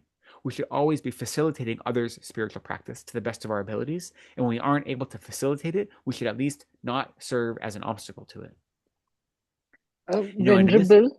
Venerable, Yes. May I ask a question? Sure. Like, we don't know who's a bodhisattva, like you just said, right? Mm-hmm. And so you might stop, or you might advise people not to help simply because you might think that they don't have so much themselves. And so you might think that, look, you're being foolish, keep whatever you have for um, you know, for a rainy day, maybe give some. I mean, you might do it not out of anger. You might advise them because you out of concern, because you don't want them to suffer, like later, Yeah. and But so so is that does the that argument though, qualify? well, it Sorry. would, right? So the argument is that, or the belief is that, what you are doing in that advice is balancing your interpretation of what worldly losses they may experience against the virtue and benefit that they may bring to others and the good karma they may accumulate. And you're saying that their worldly losses are more important. So you're prioritizing their worldly experience over their potentially spiritual experience and the benefit of others. So now it is true, right? So this goes back to the example of the first verse, that the reason Shariputra put himself in that difficult situation is that he didn't have enough wisdom to know that actually offering his arm when it was requested was not an appropriate offering, right? He didn't combine his wisdom with his compassion. So he didn't have enough wisdom to realize that that type of offering at that moment to that person was not a wise type of offering, right? And so we may have people in our lives who don't display any wisdom, and they seem to make decisions willy-nilly without putting a lot of thought into it, right? And it's possible to have unwise compassion. And unwise compassion may bring about some temporary benefit, but it's not what we're going for. So in that case, when we see someone engaging in something like you're suggesting, instead of saying you shouldn't give because it's going to cause you problems, you should help them apply wisdom to their actions and make sure that their actions are actually motivated and they've thought through the repercussions. And if they've thought through the repercussions and said, yes, maybe I'll go hungry, I'll have to have smaller meals, but it gives me a chance to just be of service to others. If they've thought about that and they're not just acting impulsively, then we shouldn't serve as an obstacle to it, right?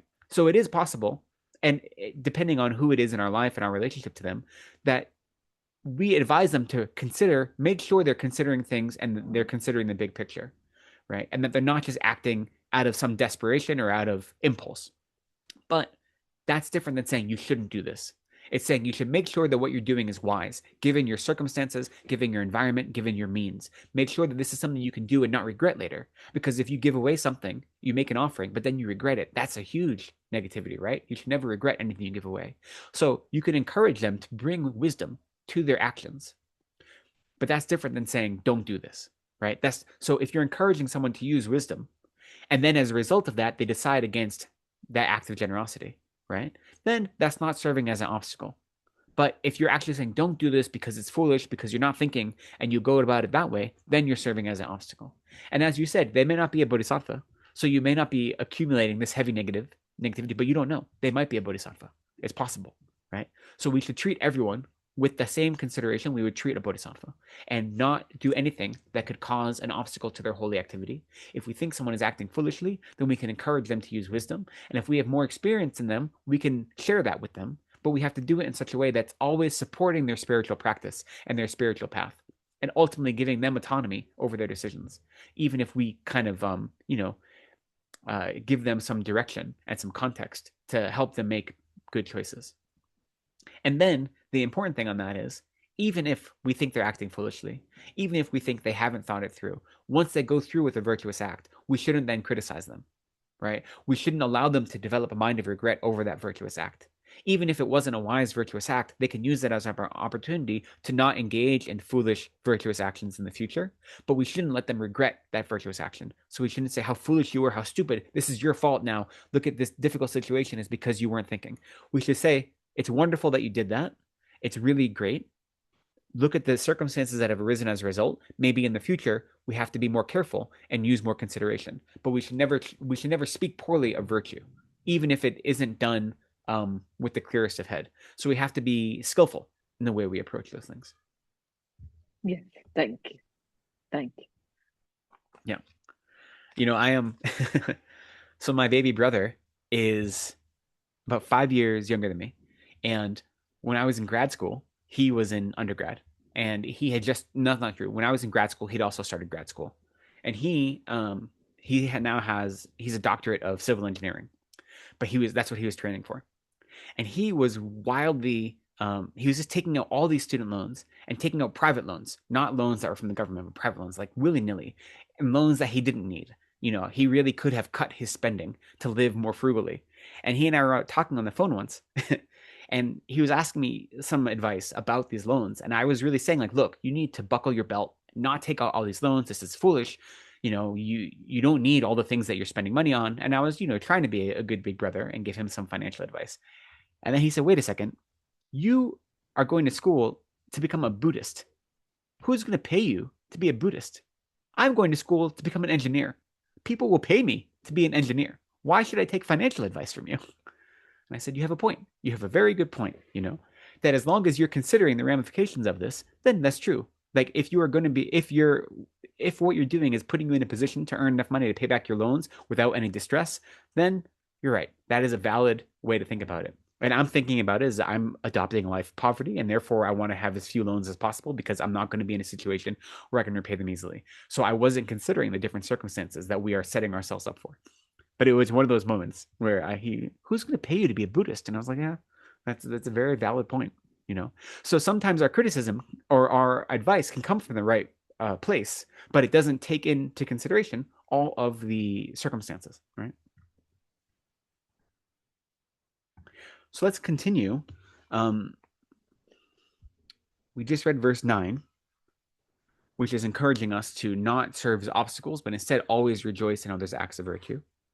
And verse 10 continues that, which it says, for if my being impaired by destroying the joy of even one creature, then what need is there to mention destroying the joy of creatures as vast as space? So what this is saying is if I cause harm to one other sentient being, then that has huge negative repercussions, right? So if causing harm to one sentient being has these huge negative repercussions, then of course, if I prevent benefit to countless sentient beings, the repercussions are even greater.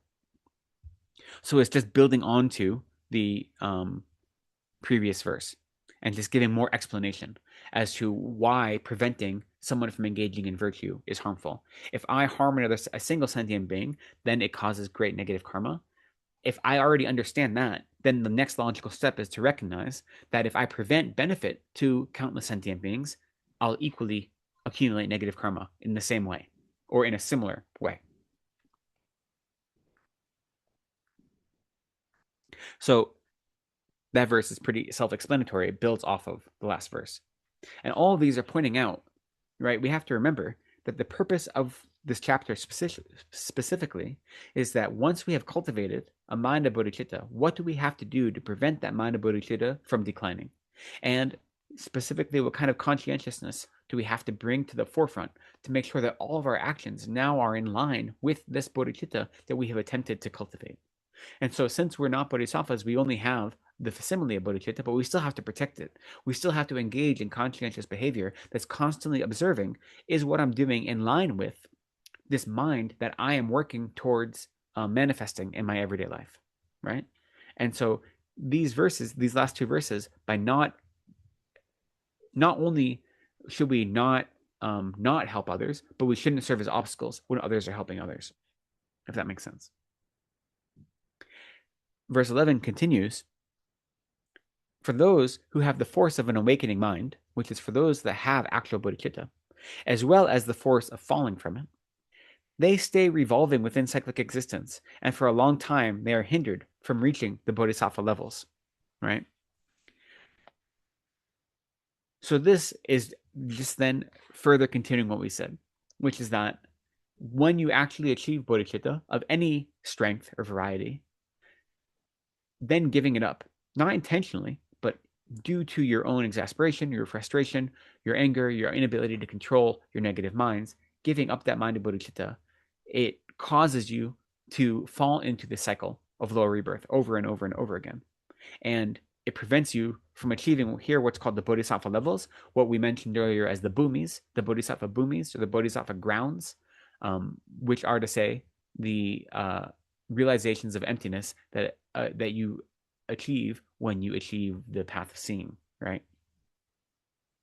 So this is just continuing this recognition that it's so hard to cultivate, even this baby bodhicitta that we have, that to give it up is disastrous because we've spent so much energy cultivating it.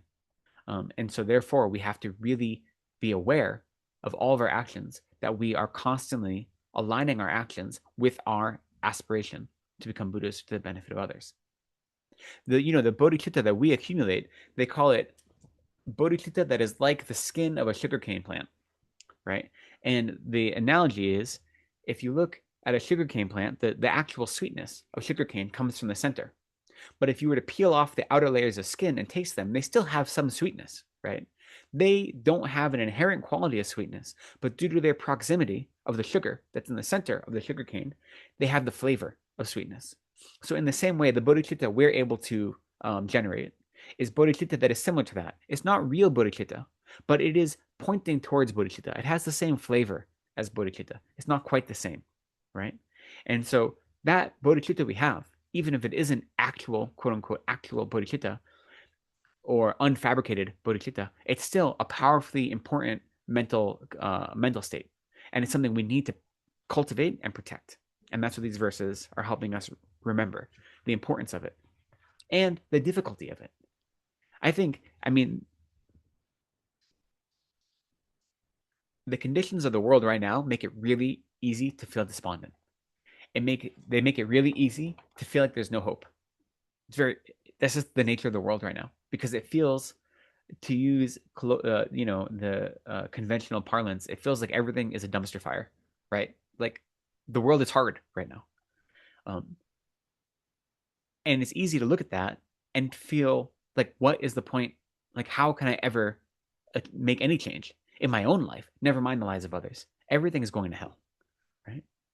So despondency, to some extent, is like an understandable response because things are really hard, right? It's not a useful response. It's not going to bring you to worldly happiness or spiritual happiness, but it's understandable because things are really hard right now.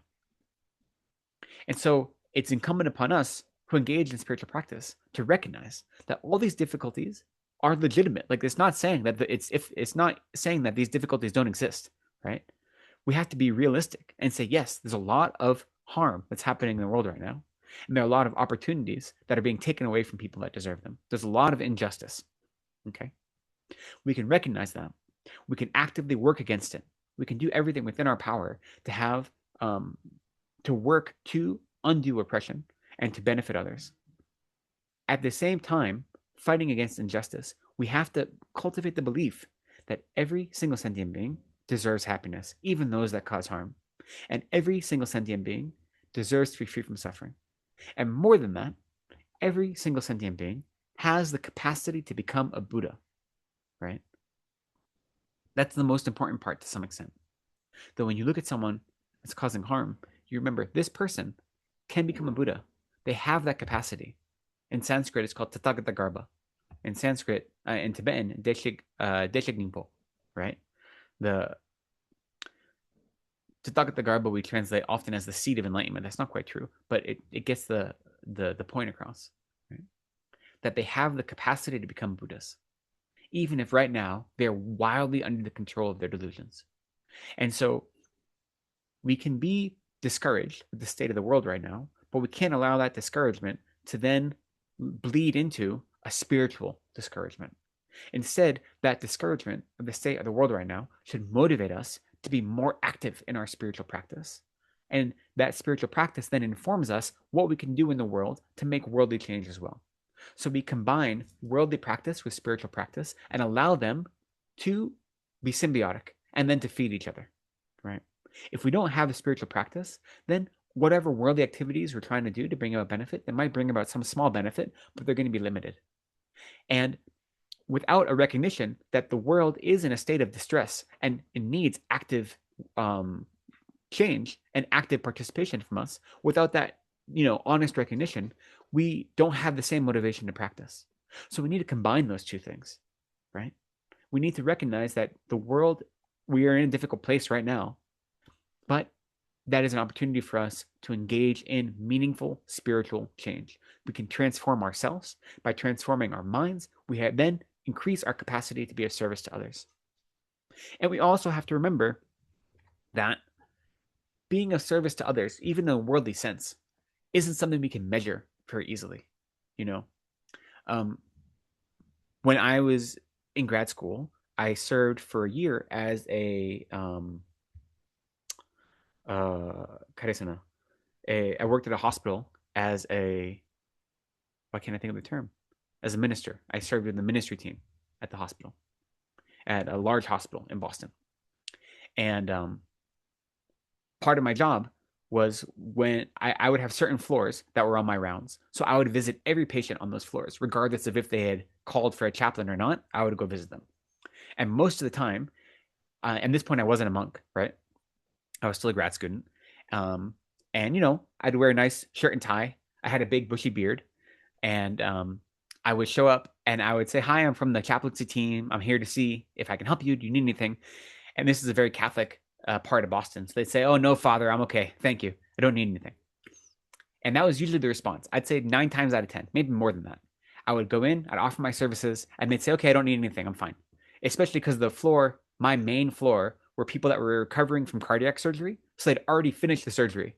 And so that when you're out of surgery, a lot of your tension seems to go away. You want to see the chaplain before surgery, not after surgery, generally, right? So most of my time, I'd say at least more than half the time, I was just saying hi to people and then saying bye to people. And so I was talking to my boss or my advisor there, and I was kind of saying, like, what am I doing? Like, this seems useless. And she was I think a Presbyterian minister. I don't actually remember. But she said, who are you to judge what effect you have on those people? You have no clue what happens when you close that door. You go in and you make yourself available to them, and you make sure they know that people care about them, that we are here to serve them. And that knowledge is huge. So yeah, they don't want to talk to you right now, but you have given them a gift of recognizing that they're cared for and that we are here for them. And that can be monumental in their lives and in their recovery. So who are you to judge that you're not helping people just because you don't have conversations with them? That's so small-minded of you, right? And I was like, oh, I guess you're right. Because I wanted to be able to analyze my performance as having deep, meaningful conversations where we talk about the meaning of life and all these things, right? Like that was my expectation. So I wasn't thinking about the fact that even just being present, which is something, you know, logically I know this, I've done this training, even back then I had, but in the moment, you want big things, right? You want big signs. Being present for people can be so monumentally powerful, especially when they're in positions of weakness or vulnerability, right? And so what she taught me and reminded me of is that just being present for people can have huge impacts on their life, but not impacts that I'm able to measure, especially not in that moment. And so right now, when everything seems so difficult, any activity we can do may not seem like it has a big impact, right? We may not be like, powering revolutions that we can measure, but we may be totally transforming someone's life, right? Offering to, bring someone's child to school because they don't feel safe leaving their house. That can be totally life-changing for someone. Small things that we do can have outsized effects. And so we can't judge the efficacy of our actions based on our limited perception of the results. So we have to trust that if we're engaging in virtue, and if we're allowing compassion and bodhicitta to be the motivating factors that infiltrate all of our activities, then those activities are going to have beneficial results, even if they're not results that we can measure or recognize in this immediate moment. And at a time when so many things are difficult in the world, instead of trying to have big, overwhelming change, we have to look for those small moments where we can be of benefit and trust that as long as we're doing it with our open heart and a complete proper motivation, then we're serving in the most important ways we can, right? So when we're trying to live the life of a bodhisattva, we don't only have to be thinking of these big, amazing activities. It's the small things that may not seem like they're turning the tide, but they are. They're important, right? So we all have to say, what am I able to do? What are my resources? What's available to me? What skills do I have? And do the best we can with whatever we have to be of service to others and not worry that what we're doing is not enough. If we're doing the best we can, then we're doing enough, regardless of if we're able to see immediate results from that, right? That's a hard thing when there's so much suffering. It's hard to have confidence in that when there's so much suffering, but it's important because if we don't have confidence in that, we don't find the motivation to continue the work, right? Okay, I think, Venerable, this is yeah, go ahead. this also ties in with what you taught us about karma, which is chill, right? This Yeah. this ties in with that, right? That a small action can have an outsize. So like it sort of fits with that, Yeah, doesn't it it? runs in the same family of teachings that small actions have results that are bigger than the action themselves. And so in the same way, that's how karma works. But it also, so yes, you're right that this is in line with what when we discuss about karma. One of the four properties of karma is that small karmic actions, karma increases, right? That's one of the properties of karma, that a small karmic action, whether positive or negative, the result will be or has the potential to be outsized if we don't do something to prevent that karmic seed from growing, in the same way that an acorn grows to a giant tree, right? So it's the same thing, except here, this is also like that is on a level that we can't really observe all the time, where this is a very worldly example as well. And so what's useful is we can use this worldly example to help us develop conviction and karma as well. You know, like we can use this worldly opportunity to say that um, when I develop conviction that in my worldly life, a small good deed can have a huge worldly impact, then that can help convince me that a small karmic action can have an outsized karmic result as well, even though I'm not able to see that connection due to my lack of ability to perceive the inner workings of karma. Since I can see a parallel version of that type of activity in the worldly realm, then we can use that to help convince us have a stronger conviction in karma. But you're correct that they're parallel ideas. Let's see. It's noon. Okay. Let's do one more verse, because one more verse continues the same thought, and then we will take a break for meditating, or for a brief meditation. So the next verse, verse 12. Therefore, just as I have promised, I shall respectfully accord my actions. If from now on I make no effort, I shall descend to lower and lower states. So this is just the kind of culmination of these previous verses. These previous verses that say, if I have made a promise to all sentient beings that I'm going to work for their benefit, and then I reject that, of course I'll not have a happy rebirth. It's impossible to have a happy rebirth if I promise myself to sentient beings and then I turn away from that promise. And we know that to turn away from bodhicitta is harmful, and not only that, to prevent others from engaging in virtue, to prevent bodhisattvas especially, but any sentient being from engaging in virtue, is deleterious and a cause of negativity.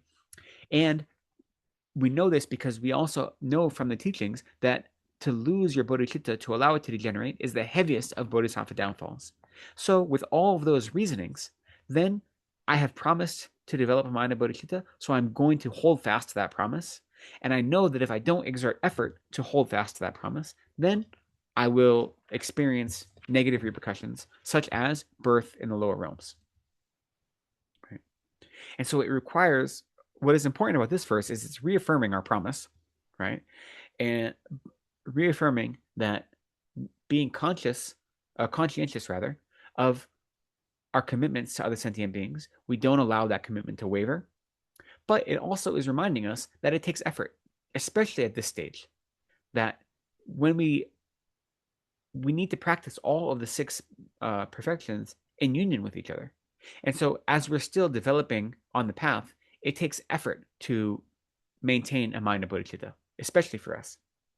Effort now being the fourth of the perfections. So we talk about these six perfections: generosity, morality, patience, effort, concentration, and wisdom. But really, all six of them work together all the time. So it's often described as there being 36 perfections, because there's the generosity of generosity, there's the generosity or the morality of generosity, the patience of generosity, the effort of generosity, concentration of generosity, and the wisdom of generosity, and so on with all six of them. So we have to remember that even though we're trying to cultivate bodhicitta, we need to inhabit all six perfections to the best of our ability, right? We say, you don't have a mind of one of the perfections in your continuum until you achieve bodhicitta, but you can still engage in the practice of that perfection. If it's not the actual perfection, but it's the practice of that perfection. So that's what we're able to do, is engage in the practice of that perfection. And so we need to exert effort. Effort is critically important.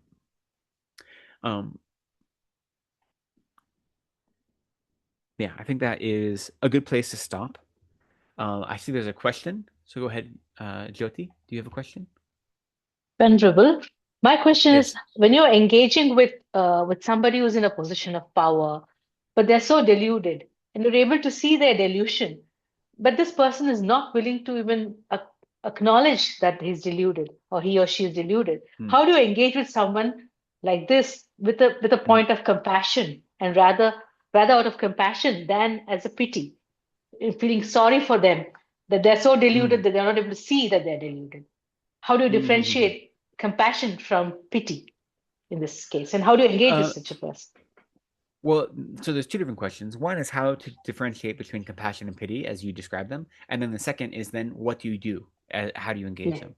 So first, quite often in the texts, you see the word compassion translated as pity as well. So in many texts, you'll see those two words both used interchangeably.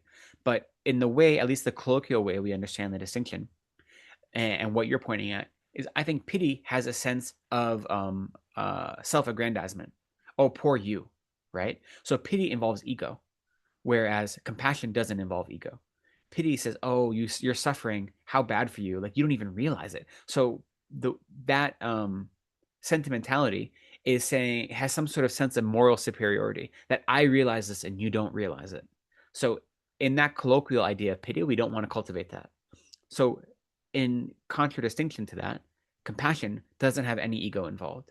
Compassion just recognizes their suffering and wishes that they were free from that suffering without saying, I'm a better person from them than they are because I recognize their suffering and they aren't even able to, right? So when you get rid of any sort of ego grasping, that is what you have when you're actually looking at compassion.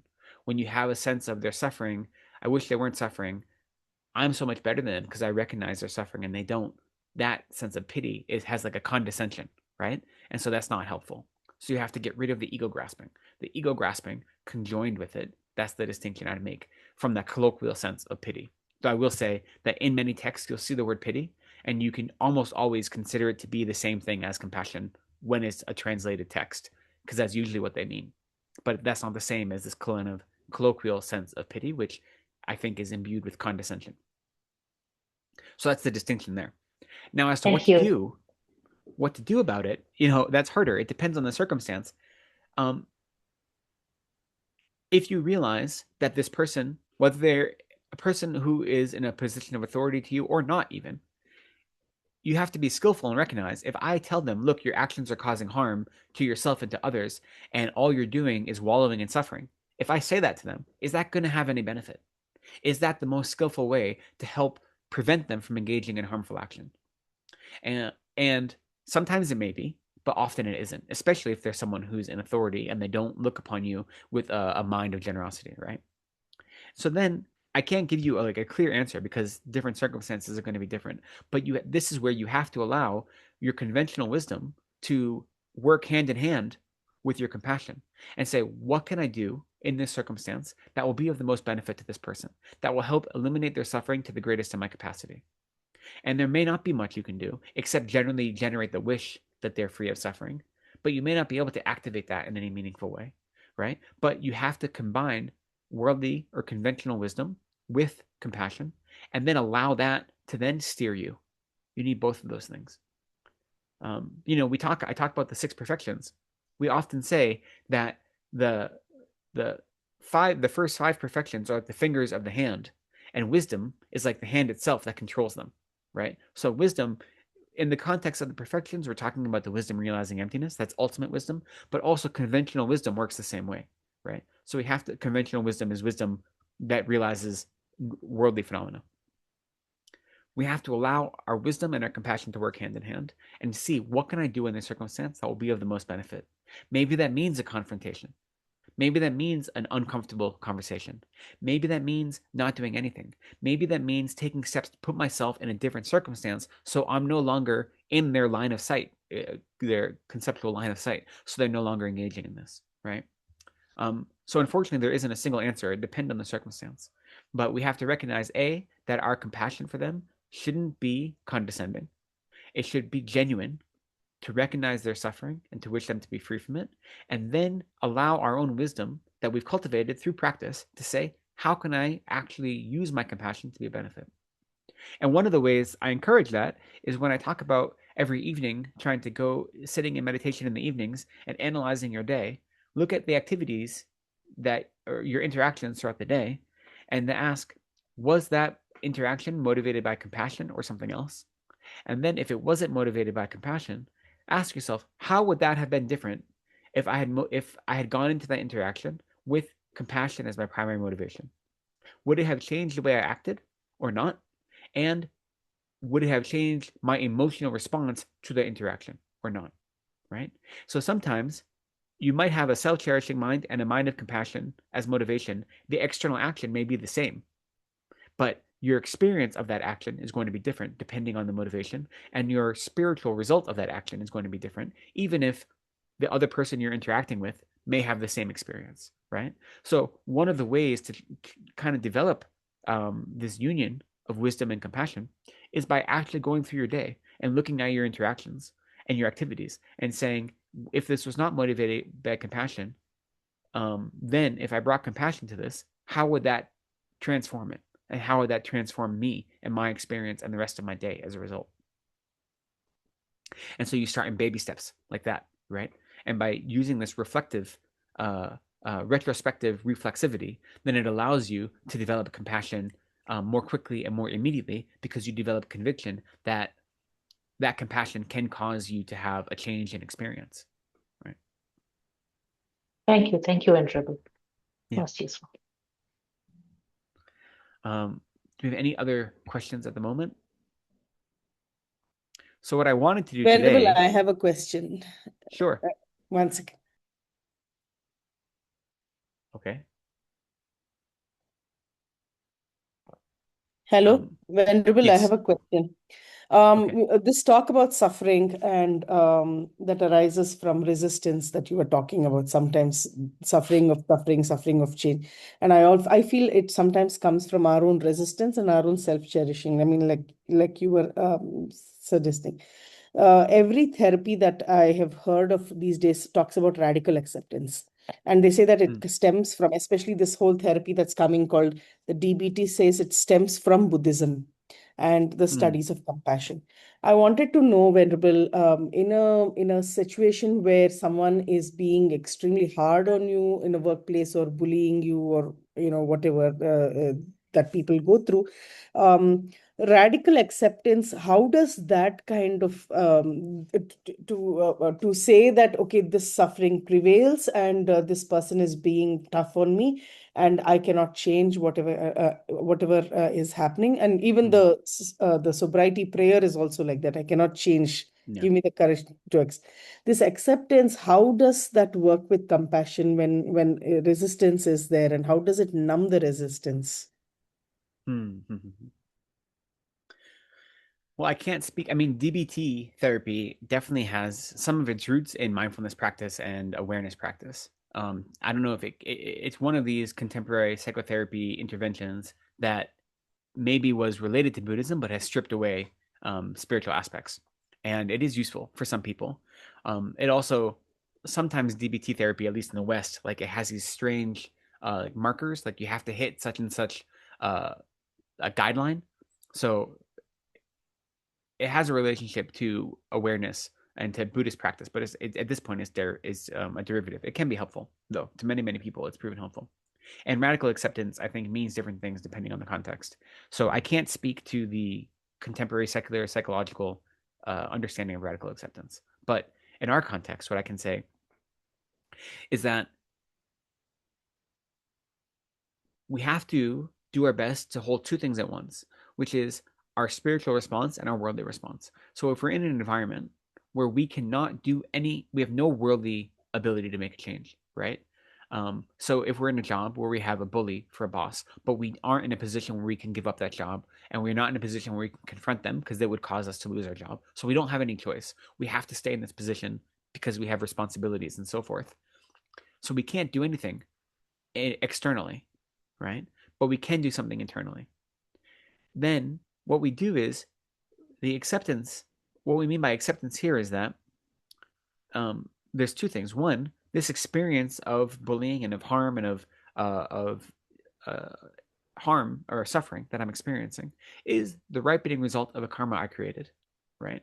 That I caused harm to others in the past, and that is now ripening as my experience of harm now. So in one regard, we recognize that even though this seems like it's an external condition, all it is an external condition allowing our own negative actions to ripen. So that's the first thing that allows us to accept it, to recognize that this isn't purely coming from the outside, it's coming from the inside. Then the second thing is recognizing that if we can't change this, and I'm constantly trying to find a way to change it but not able to, am I causing myself more distress? And if I'm causing myself more distress, then what's the benefit of that, right? So this radical acceptance is saying, this is something that's happening right now that I can't avoid. What I can avoid is trying to personalize it in such a way that it becomes bigger than it really is, right? So radically accepting it is saying that this is happening, whether I want it to be happening or not. So if I'm fighting it and taking it personally and allowing it to influence my sense of well-being, then that's on me, right? That is something I have control over. I don't have control over the way they treat me. I don't have control over the things they say, but I have control over how I respond to it. Now, the idea of compassion, allowing compassion to then infiltrate that experience, what compassion does is it allows you to look at that person causing you harm, and instead of that harm being something you feel is that's happening to you, you recognize that what they're really doing is harming themselves.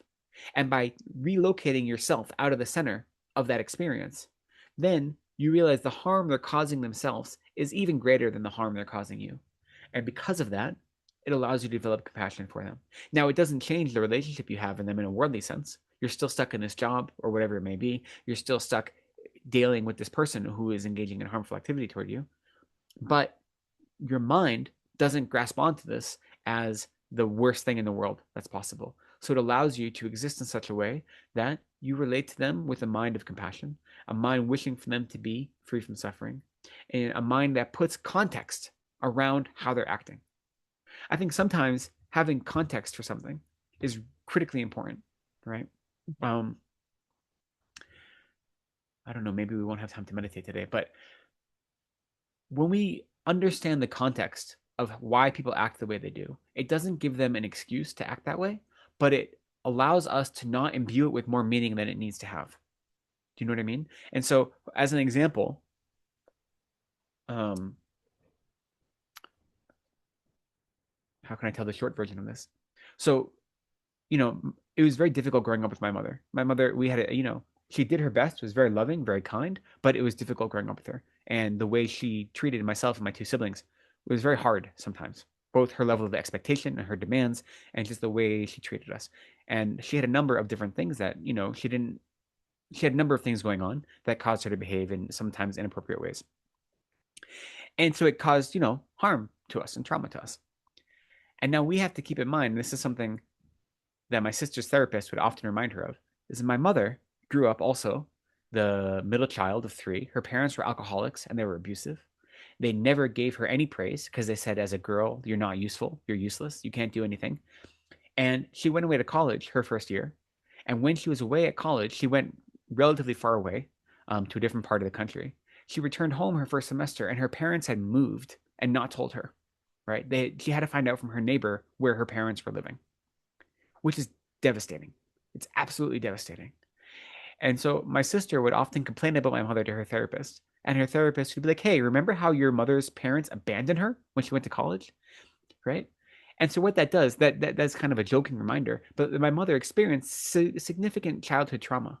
And so because of that trauma, she's lashing out, right? She's engaging in behavior that she feels she has to do to protect herself. That's coming from her unresolved trauma that she didn't work through in a healthy way, right? Now, that doesn't mean her behavior was acceptable or appropriate, but it does mean we have context to understand why did she treat us the way she did sometimes. And it was not because she didn't care for us, it was because she had all these unresolved issues that she was using as her emotional backdrop. So having that context allows you not to take things as personally, not to take things as intimately, right? So understanding the context that other sentient beings are suffering and they're lashing out because they want happiness, but they don't understand what that happiness is. Actually understanding that context allows you to not take their harm personally, and it allows you some distance. And that distance then allows you to, that your mind not be as disturbed by whatever harmful activities or harmful actions they take towards you. And so that's what compassion does, is it gives us that emotional distance. Is that slightly helpful? Okay.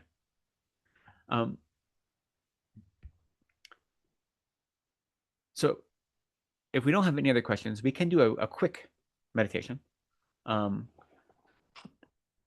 What I wanted to do is I wanted to do a meditation on bodhicitta, since we are studying the Bodhicharyavatara. And there are two main lineages of trying to do meditations to develop bodhicitta. The first one comes from Arya Asanga, and that's what we call the sevenfold cause and effect meditation. And that's what we're going to do today, a very abbreviated version of it. Like all of my Sunday meditations are always very abbreviated. But the other lineage comes from Shantideva, and that is the method of exchanging self and others. And what Tsongkhapa has done is he has combined both of those into one more extensive practice. And so today we're going to do the abbreviated version. That's just the sevenfold cause and effect that comes from Arya Asanga. But in future classes, then we can do the more extensive one that Tsongkhapa has offered as a combination of Shantideva and Arya Asanga's lineages and types of practice. So I'll talk us through this meditation as we go through, but to give you the outline ahead of time for any who haven't done it, the sevenfold cause and effect meditation to develop bodhicitta recognizes 6 different causes of bodhicitta, with the 7th, bodhicitta itself, being the result. So the first step is we meditate on the recognition that all sentient beings are our mother, right? And they've been our mother in past lives. That we don't have the experience of them being a mother for us now in this life. We only have one mother in this life. But due to the infinite number of past lives that we have lived over and over again, every other sentient being has been our mother in the past. So that's the first step, is generating conviction in that. Then the second step is then recognizing that our mother has been incredibly kind to us, right? That our mother has gone through so many different hardships to bring about our happiness. And so if our mother in this life has brought about our happiness in these ways, then all sentient beings who are our dear mother have also been incredibly kind to us in past lives. Even if we don't have memory of that, we develop conviction in that. Then the third step is, once we recognize the kindness of our mother, we develop the wish to repay that kindness. And then from the wish to repay the kindness, we develop great love, which is the wish for all mother sentient beings to have happiness, the causes of happiness. And then the 5th one is we develop great compassion, which is the wish for them to be free from suffering and all the causes of suffering. And then the 6th one, which is the bridge between compassion and bodhicitta, is what's sometimes called the special intention or the altruistic mind, which is, if compassion says, I wish for you to be free from suffering and the causes of suffering, then the altruistic mind, or the mind of special intent, says, it is my responsibility to free you from suffering and the cause of suffering. So it takes compassion and it turns it up a little bit. And it serves as a bridge between that mind that says it's my responsibility to free you from suffering and suffering. Then the 7th of these 7 steps, the 7th one is the result, which is the actual mind of bodhicitta that wishes to become a Buddha in order to benefit all sentient beings, right? So it's taking that altruistic intention and then turning it up even a little more, right? So those are the 7 steps that we're going to go through in our meditation. We're first going to start with equanimity, with developing a mind of equanimity that recognizes that all sentient beings, regardless of how we relate to them, whether we relate to them as a friend, a stranger, or enemy, whether our experience of them is motivated or permeated mostly by attachment or ignorance or hatred, regardless of that, they're all equally deserving of our love and our compassion and our mind of bodhicitta, right? So that is like a preliminary step. So those are the 7 steps that I will guide us through in this very abbreviated version. But before we begin those steps of this meditation, let's first adopt a comfortable seat, whatever that may be, depending on your circumstance. If you're sitting on a cushion or on the floor, adopt a seat that is comfortable, that doesn't feel stressful, that allows you to be balanced. If, like me, you're sitting in a chair, in an office chair, then allow your feet not to be crossed, but flat on the floor in front of you, just at the distance of your shoulders. Allow your hands to rest comfortably on your knees or on your thighs, wherever they fall naturally. If you want, you can put them in meditative mudra, left hand over right, with your thumbs just barely touching, and have this at the center of your navel with your elbows out. But easier is just to allow them to fall wherever they may naturally rest, on your thighs or on your knees. And then allow your spine to be nice and straight. Allow your chest to be open. It's not open up wide to the sky like this, bending backwards, but it's also not closed, but just nice, active and open in this way. Allow your head to follow the natural curve of your spine, whatever it may be, and rest so it'll be slightly tucked in, but not too deeply, just following whatever your natural spine, the natural curve of your spine wants. You can allow your mouth to be nice and loose. Get rid of any tension you have in your jaw, and as a result of that, your mouth will probably be open slightly. You can allow your tongue to rest on the hard palate behind your upper teeth. This is supposed to help facilitate your breathing and help prevent too much saliva from accumulating in your mouth. And lastly, let's let your eyes be half open. So instead of closing your eyes, allow them to be open and not fixed, but just not focused, but fixed on a place maybe a meter or so in front of you. Not in any strong focus, but just gently fixed in that way. And once we've adopted this posture, we will allow ourselves to take a few minutes to follow our breathing. Let your breathing be natural. Don't force it, but allow your awareness to follow the breathing so we can calm our minds and allow them some level of focus.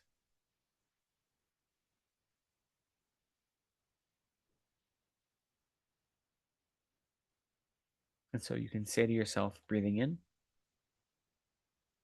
breathing out, and allow your awareness to ride the breath in and out of your body in that way.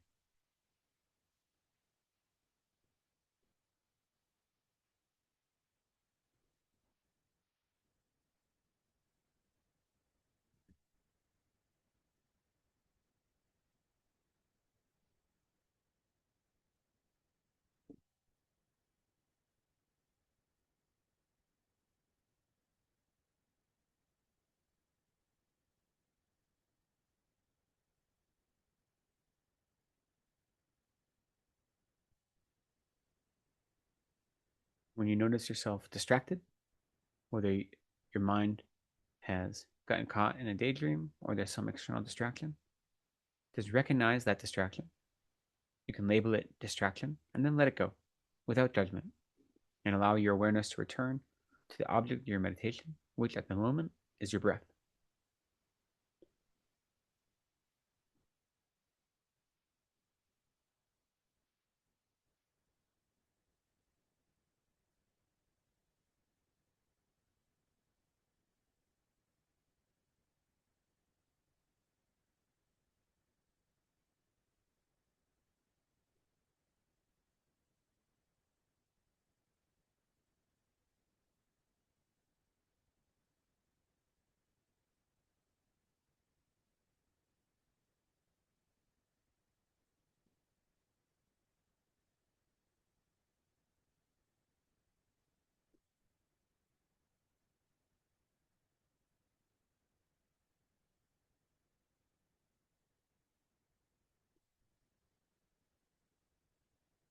Now bring to mind the recognition that this is not the only life I've had. I've had countless rebirths since beginning this time. And in most of those rebirths, I've had a mother. And it would be foolish to think that the same sentient being was my mother again and again and again. In fact, I've had countless different mothers in my countless rebirths. And in this way, all sentient beings at some point have been my mother.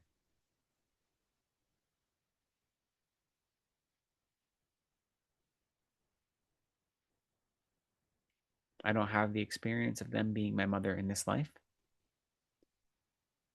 but that does not contradict the fact that in past lives, since my past lives are numberless, that at some point they were my mother in past lives.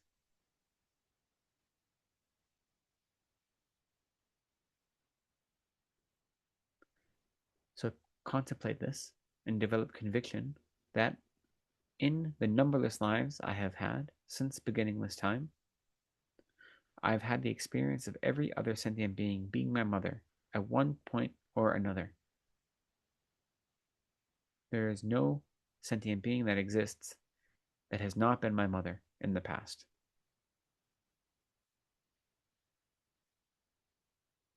You can repeat that to yourself, following your breath if it helps, but otherwise focus on that realization and try to allow it to become a level of conviction.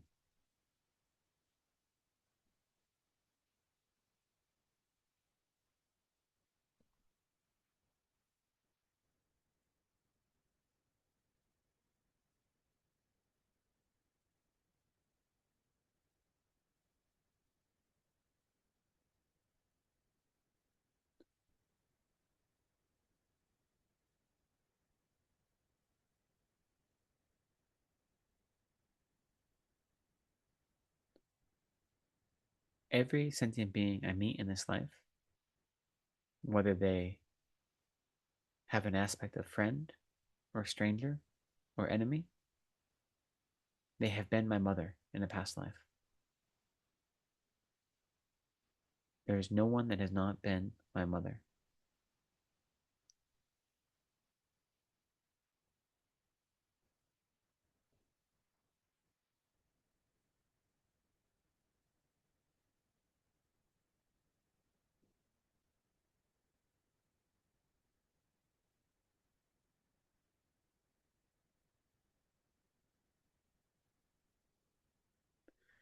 When we have some level of conviction in that, we move on to recognize that when they were my mother, they were incredibly kind to me. They carried me in their womb for more than 9 months, which is very painful and distressful. They gave birth to me, which is also painful and difficult. When I was young, they would give up their own happiness in order for me to be happy. They taught me how to live in the world and how to understand worldly things as well as non-worldly things. They would even engage in negative actions if it meant my happiness.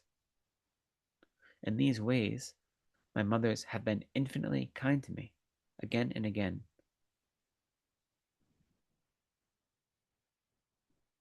And even if I don't have the experience in this life of having an infinitely kind mother, which is sometimes the case, I can recognize that the general relationship between mother and child is one of infinite kindness. And I can develop confidence that all sentient beings at some point in the past have shown that kindness toward me when they were my mother. So now focus on this incredible kindness. Recognize that all sentient beings, when they were our mother in the past, have been infinitely kind to us.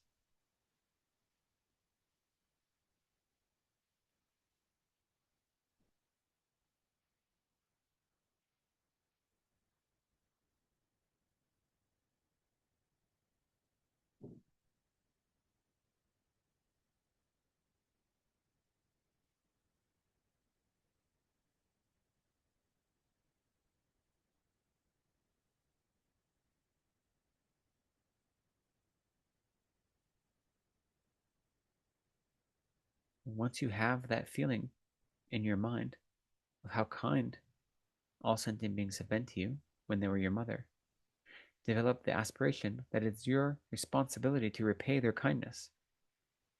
They were so kind to you and now they are suffering. And therefore it's my responsibility to repay their kindness and help eliminate their suffering.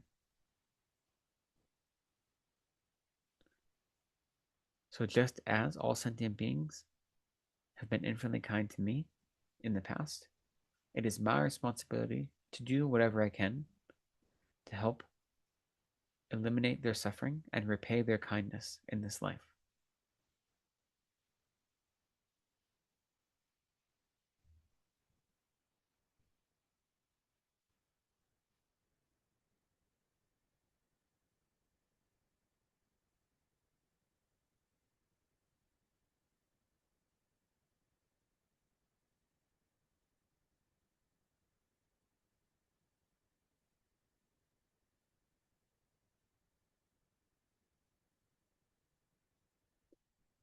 Now that you have the sense of responsibility, that it's your responsibility to repay their kindness, generate the active wish of great love, which is to say the wish for all sentient beings to have every happiness and every source of happiness.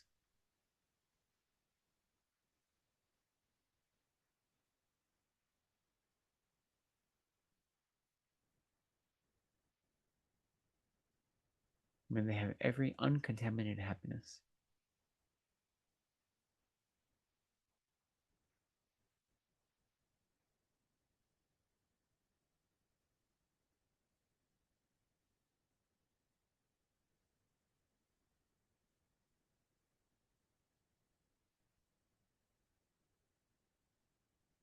And from great love, develop the wish. May they be free from every suffering and every cause of suffering, which is to say the wish of great compassion.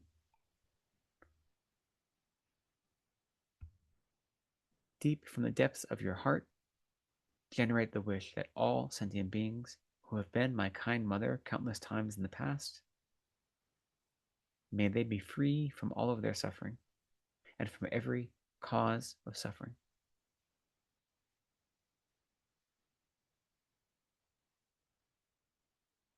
Regardless of how they treat me in this life, whether they know me or don't know me, regardless of what label they have due to my own delusions, it's my responsibility to repay their kindness, so I develop the wish for them to be free from suffering.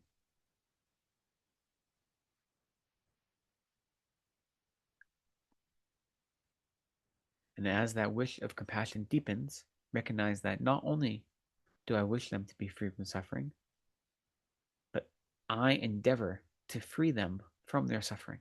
I take it upon myself to eliminate their suffering, to escort them into the perfect happiness of Buddhahood. So develop that strong altruistic intention. I don't merely wish for them to be free from suffering, but I take the responsibility that it is my duty to free them from suffering.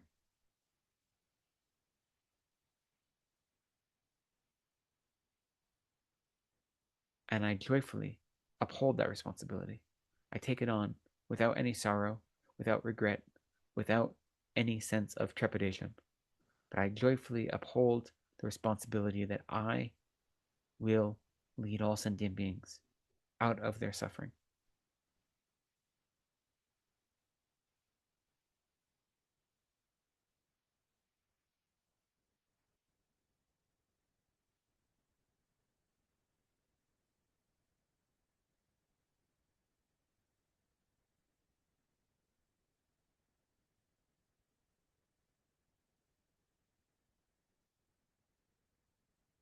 And finally,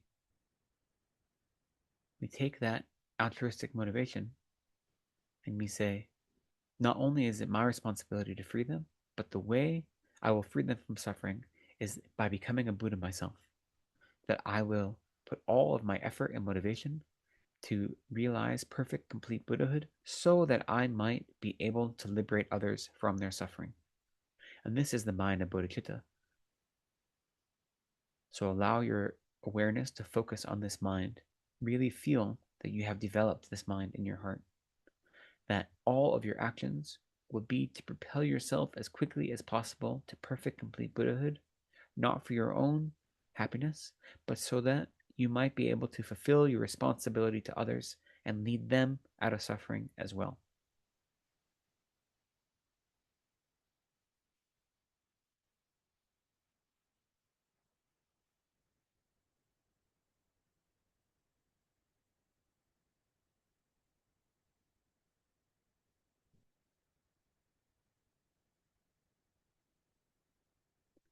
And as your sensation of bodhicitta deepens, if it helps, you can visualize it as a ball of white light at your heart that is shining so brightly your whole body is filled from the inside out with this white light that radiates out of your pores. It is your aspiration to achieve perfect, complete Buddhahood in order to have the wisdom and this technique and skill to be of service to others and to liberate them from suffering. This takes this form of brilliant white light that pervades all of your body and all of your mind and affects everything you do, informs all of your decisions, is constantly present.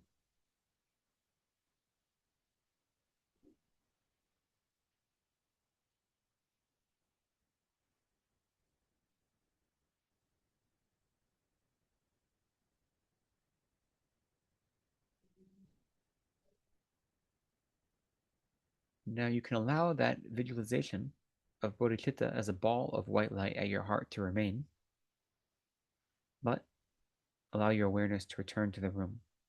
You can try to maintain that visualization throughout the day while maintaining awareness of those around you.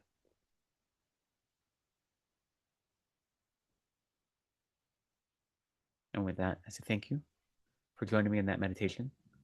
That was very abbreviated, as are all my Sunday meditations. But as you can imagine, you can do that in a much more deliberate and slow way with every step, you know. And I somewhat jumped over the first step. I talked about it, but I jumped over it, which is before you actually recognize all sentient beings as your kind mother, you recognize that all sentient beings, whether they have the label of friend, enemy, or stranger, are equal in deserving happiness and equal in deserving freedom from suffering, right? So you try to develop equanimity first, and then you develop the realization or the recognition of them as your mother. So you can spend, as long as you want on each of those steps. One way that is advised to practice is, since there are 7 steps in that, you meditate on it every day. And on the first day of the week, you spend a lot of time on the first step. And then the remaining 6 steps, you do an abbreviated version. Then the next day, you spend a lot of time on the second step, but all the other steps are abbreviated in that way.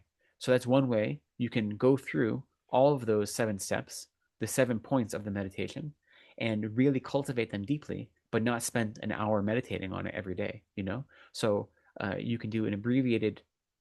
One step is you do an extensive meditation on that. You spend most of your time on that. And then the other steps, you do an abbreviated version. That's one way. There are many different ways to do this practice. If you have the time, you could do extensive meditation on each of the steps, if you have that time. But anyway, I hope that was helpful. Are there any, we're right at our time. I don't want to keep you. Are there any, really important questions we want to ask before we close out our there session is today? one question from somebody, but they would Okay. like to ask you privately. Would it be possible for you to give some time? Or can they email you? They can, maybe they can email me. I'm not sure how to do it privately over Zoom. It would Yeah, be, I I'm not know. sure how to do. Yeah. So you're welcome to share my email address with them, and they can Okay. email me, and we can do it that way. That's okay. Okay. Sure, Yeah. Venerable. Thank you. I don't know if there's many other ways to do it privately, given our environment right now. Yeah. Also, sorry, Venerable, I had one question regarding the previous question I asked about thinking about radical acceptance, which could we say that the whole idea of radical acceptance is actually the meditation on equanimity? I mean, again, I can't speak to what secular psychologists mean when they say that. And I think it's like a buzzword right now. So not everyone might mean the same thing. So Okay. I can't speak to what they're saying, but I think there's 2 ways to think of it, right? One, this radical acceptance is what we're saying, equanimity, that all sentient beings deserve happiness. They deserve not to be suffering. Another radical acceptance that's in the same flavor of that is this idea of Tathagata Garbha, that all sentient beings have the capacity to become Buddhas, and they will become Buddhas in the future. That's one way. I think generally what radical acceptance means, though, is not that way, but it's more used to say that no matter what happens, you accept it as being the state of the world or the state of your experience, and not trying to fight against the reality that you're experiencing, right? So that's slightly different, I think. I think Despite both of those having are, taken all the steps to rectify whatever, when you're unable yeah. to, then you accept the consequence or you accept whatever is the outcome, you're saying. Well, accept it, and to accept it doesn't mean that you have to be happy with it, but it's that if this is what happens, then so as a very simple example, as I mentioned earlier, if I break my ankle, I don't have to be happy about breaking my ankle. But if I spend my whole time just frustrated and angry at myself for breaking my ankle, trying to pretend it wasn't broken, not doing the physical therapy I need, not doing any of these things, that's not getting me anywhere. If I just say, look, I tripped, I broke my ankle, I wasn't paying attention, now I have to deal with it, then I will still have the physical discomfort of having a broken ankle, but I won't compound it with mental anguish. And so in that way, if there's something, and then also though, you could say in the future, if I broke my ankle because I wasn't being careful and I was, acting foolishly or not paying attention to where I was walking, then I can do my best not to do that again in the future, right? So it's not saying that when bad things happen, we should just let them happen to us. If we have a means to mediate them, to avoid experiencing that quote unquote suffering, of course we should do, but our focus shouldn't be on avoiding the suffering. It should be on avoiding the attachment or the belief that we should live in bliss all the time. You know what I mean? And fighting that suffering. Okay. Thank you, Venerable. Thank you so much. Okay, so with that, let us conclude for the day. So let's just take a moment to try to seal our practice. Recognize that through our practice today, we've generated some merit, some good karma, and we want to develop the wish that good karma might ripen in such a way that it benefits others. Now we know we can't give away our merit, but we can still generate the wish that may the good karma I've accumulated today ripen on others, that they might experience freedom from suffering, that they might experience all of their wishes in accordance with the Dharma, that those who have died might find a perfect human rebirth and quickly meet with Mahayana spiritual friends, that all sentient beings might quickly find a spiritual path that leads them to freedom from suffering. And not only may my merit ripen on them in such a way as to achieve that, may it also ripen in my quick achievement of Buddhahood, that I might quickly and more quickly achieve the state of a perfect complete Buddha, not for my own benefit, but so that I might be of maximum benefit to others. May any merit I've accumulated through my study, through my contemplation, and through my practice today, may that ripen in my own perfect complete Buddhahood for the benefit of all sentient beings. And so we'll offer a very quick 2 verses of dedication. These are not the same translation we're used to, but that's okay. We can go with it. That's fine. Through this virtue, may I swiftly having attained Through Guru. this virtue, may I swiftly, having gained Guru Buddha state, place each and every sentient being without exception in that state. Precious Supreme Bodhi mind, may it where unborn arise, and where born never decline, but increase forevermore.